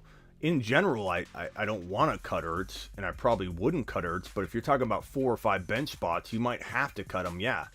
And that means that tight ends will be available. Like, you could get a Freiermuth, no problem, no questions asked. You could get a Hunter Henry, no questions asked. Like, then in that case, yeah, Ertz probably hits the waiver wire with 4 or 5 bench spots. But I like Ertz. I don't like cutting him. Smitty, Tyrod or Tua? Give me Tua. Tua's got a good matchup. Tua's probably going to be the better play. But yeah, injury, he's always an injury risk and, isn't exactly always 100% as of right now. Trade Ertz and Judy. Ertz and Judy for Hollywood Brown. I'd probably take Hollywood Brown, bro. He's playing out of his mind right now. Terry, AB, Higgins on a 5-3 team. Should I upgrade wide receiver? You have Kamara and Waller thinking of making a move. Kamara and Waller. You've got Terry, Higgins, and AB. You can't sell your wide receivers high. You could sell Kamara, but you'd have to get like a Swift and Diggs, bro, or Swift and JJ, or a Hendy and Hill. You know what I mean? Past that, you can't really make a move. Smitty, B. Scott or Landry at flex. Landry's interesting and somewhat safe, I suppose. But Boston Scott has a little bit of safe TD production potentially built in there. I don't know, man. I mean, what did Landry finish with last week? Landry. I don't know his exact line off the top of my head. I believe he did okay. 10 targets, 5 for 65, no TDs, but he had 10 targets, 8 targets the week prior. That's not bad. I mean, that's a safe play. Probably Landry safer in PPR. I could go either way, though. Give me Ayuk if Debo sits. I maybe even start Ayuk anyway, even if he doesn't. Because Debo's going to be potentially not at his best, and I think Ayuk could be still used plenty. Higbee or Freiermuth. I'm going Higbee, but I like Freiermuth a lot. I clowned on if that follower's watching right now. I'll take a lap for you right now, but I don't know if I believe anybody if they say that they're him. But guy asked me about Freiermuth like week 1, and I'm like, I'm starting to like Freiermuth a lot. Higbee or Freiermuth. I like Freiermuth for the future, and I like him not as much as Higbee now, but I do like him. Tony or CD, Smitty. Take a lap. Take a lap. Take a lap, Cal. Come on, Cal. Cal, are you serious, bro? You got to be trolling. You're taking a lap. Take a look.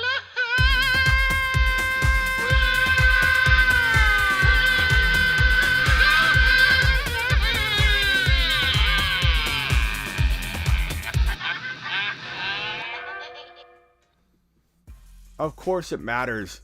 The timer reset, but we had 2 minutes left. Of course it matters if CeeDee Lamb doesn't play. You have to have a backup plan, but I feel like he's likely to play at this point. But Cal, if Lamb is playing, you play Lamb. And you know what? Tony could have 150 and 2 touchdowns. Lamb could have 75 yards and play. It's possible. It's possible I'm taking a lap and I'm getting lammed. But you're not benching CeeDee Lamb. Even if this works out, it's not a bad you're not benching CeeDee Lamb. You're just not doing it. Cooks or DJ Moore, that's more of a close call. That is a pretty darn close call. I'd probably go DJ Moore if it's me. But I wouldn't be opposed to either side of that. And I can understand somebody taking a different stance than that. I don't see any more voice messages, but that's probably not your fault. It's probably Instagram's. Think about getting a real phone line in here. What do you guys think? Do you like the IG messages, or would you guys actually like a voice message line where I can play and cycle through some voice messages? What do you think would be better? Vote in the chat right here if you'd rather have an actual voice message line, or do you prefer the Instagram messages? So let me know. I might actually create a phone line. You guys can dial it up. And do that. So let me know what you think about that. Mark Cleveland, about time to change. Mark, it's daylight savings time, buddy. Congrats, pal. Daylight savings, buddy. IG is cool. Voice message. You guys like the Instagram voice messages better? I might try a line out too. We can do both and see which one works better. It's just like I'm refreshing, and the voice messages sometimes are great, and then sometimes it's like not. I know you guys have left like 50 of them, and I'm not going to see it until I get off and I refresh, and they're all going to be there. Because right now it's like not refreshing; it's just sitting there, and it's weird. Instagram's acting so weird lately. It's showing messages that are from like 5 months ago at the top of my messages, which is weird, and then I'll refresh again, and then it'll show the most updated that are checked. It's like it's acting weird. Everyone going off tomorrow with the extra hour of sleep. Attaboy. Okay, guys, I appreciate you. Can you hit the thumbs up on your way out the door? As usual, if I missed your question, ask me a question in the chat. Ask me a question in the chat, or in the comments of the video. So I'm going to end the video now, and then I'll answer your questions in the comments. Don't forget to get over to smitty1.com, play DFS, play best ball, play best ball for just this coming week. Have something else to believe in walking into the week. Have some more skin in the game. Go play Prize Picks at smitty1.com. Click on the Prize Picks banner. Links you to my promo code. Go to smitty1.com. Click on the Prize Picks banner. Do some over/under stuff. Go to smitty1.com, click on the underdog banner, and play a week 9 only fantasy contest for $5 or $10 and win potentially boatloads. Like, it's awesome. It's so fun to play a just week 9 fantasy best ball contest. It's all at smitty1.com. Click on the underdog banner or the prize pick banner and sign up and do it today. And then don't forget, as always, my text message service at heysmitty.com and my sleeperu.com. If you get my lifetime membership at sleeperu.com, you never pay for content again. I shout you out on the channel and put you up in here the whole show. And if anybody does buy it when I disconnect here, I will put your name on the whole show next time. But anybody that buys a lifetime membership at sleeperu.com, sleeper.u.com, Noel signed up yesterday for it. So did Double A. So Noel and Double A and Noel I just want to tell you right now, this is like a ringing endorsement for my off-season content and a kind of a kick to my own nuts in the in-season content. I like my in-season content. You'll see that I hit Monday, Tuesday, Wednesday. Things slow down around Thursday or whatever. I do a good job during the in-season, but my off-season content, I get so amped for. I create plethoras and just boatloads of content, bro. I am an off-season king. I'm an off-season content monster, and it all starts January 1. Noel will never pay again for fantasy football content. Double A will never pay again for fantasy football content. They got their name written on the wall at the top. I'll send you guys a photo. I haven't sent it yet. I'll send it to you. I've got them on the wall here, written for life, and it's all at sleeperu.com. So toggle onto the lifetime membership. Never pay for content again. Get unlimited lifetime email advice from me. And I'm throwing in a 1-hour draft call if you buy a membership this week. So if you buy a lifetime membership this week, I'll give you a free 1-hour draft call where I can be on the phone with you and help you draft. Noel got it. Double A got it. You can get it. You can get it at sleeperu.com, which is also kind of linked at smitty1.com. You just click on the rankings on smitty1.com if you ever get lost. I will see you all later. Peace out. Appreciate you. Catch me in the morning, 1 hour before kickoff on Instagram at the Fantasy Football Show. I'm live the entire 1 hour leading into kickoff, answering your questions later.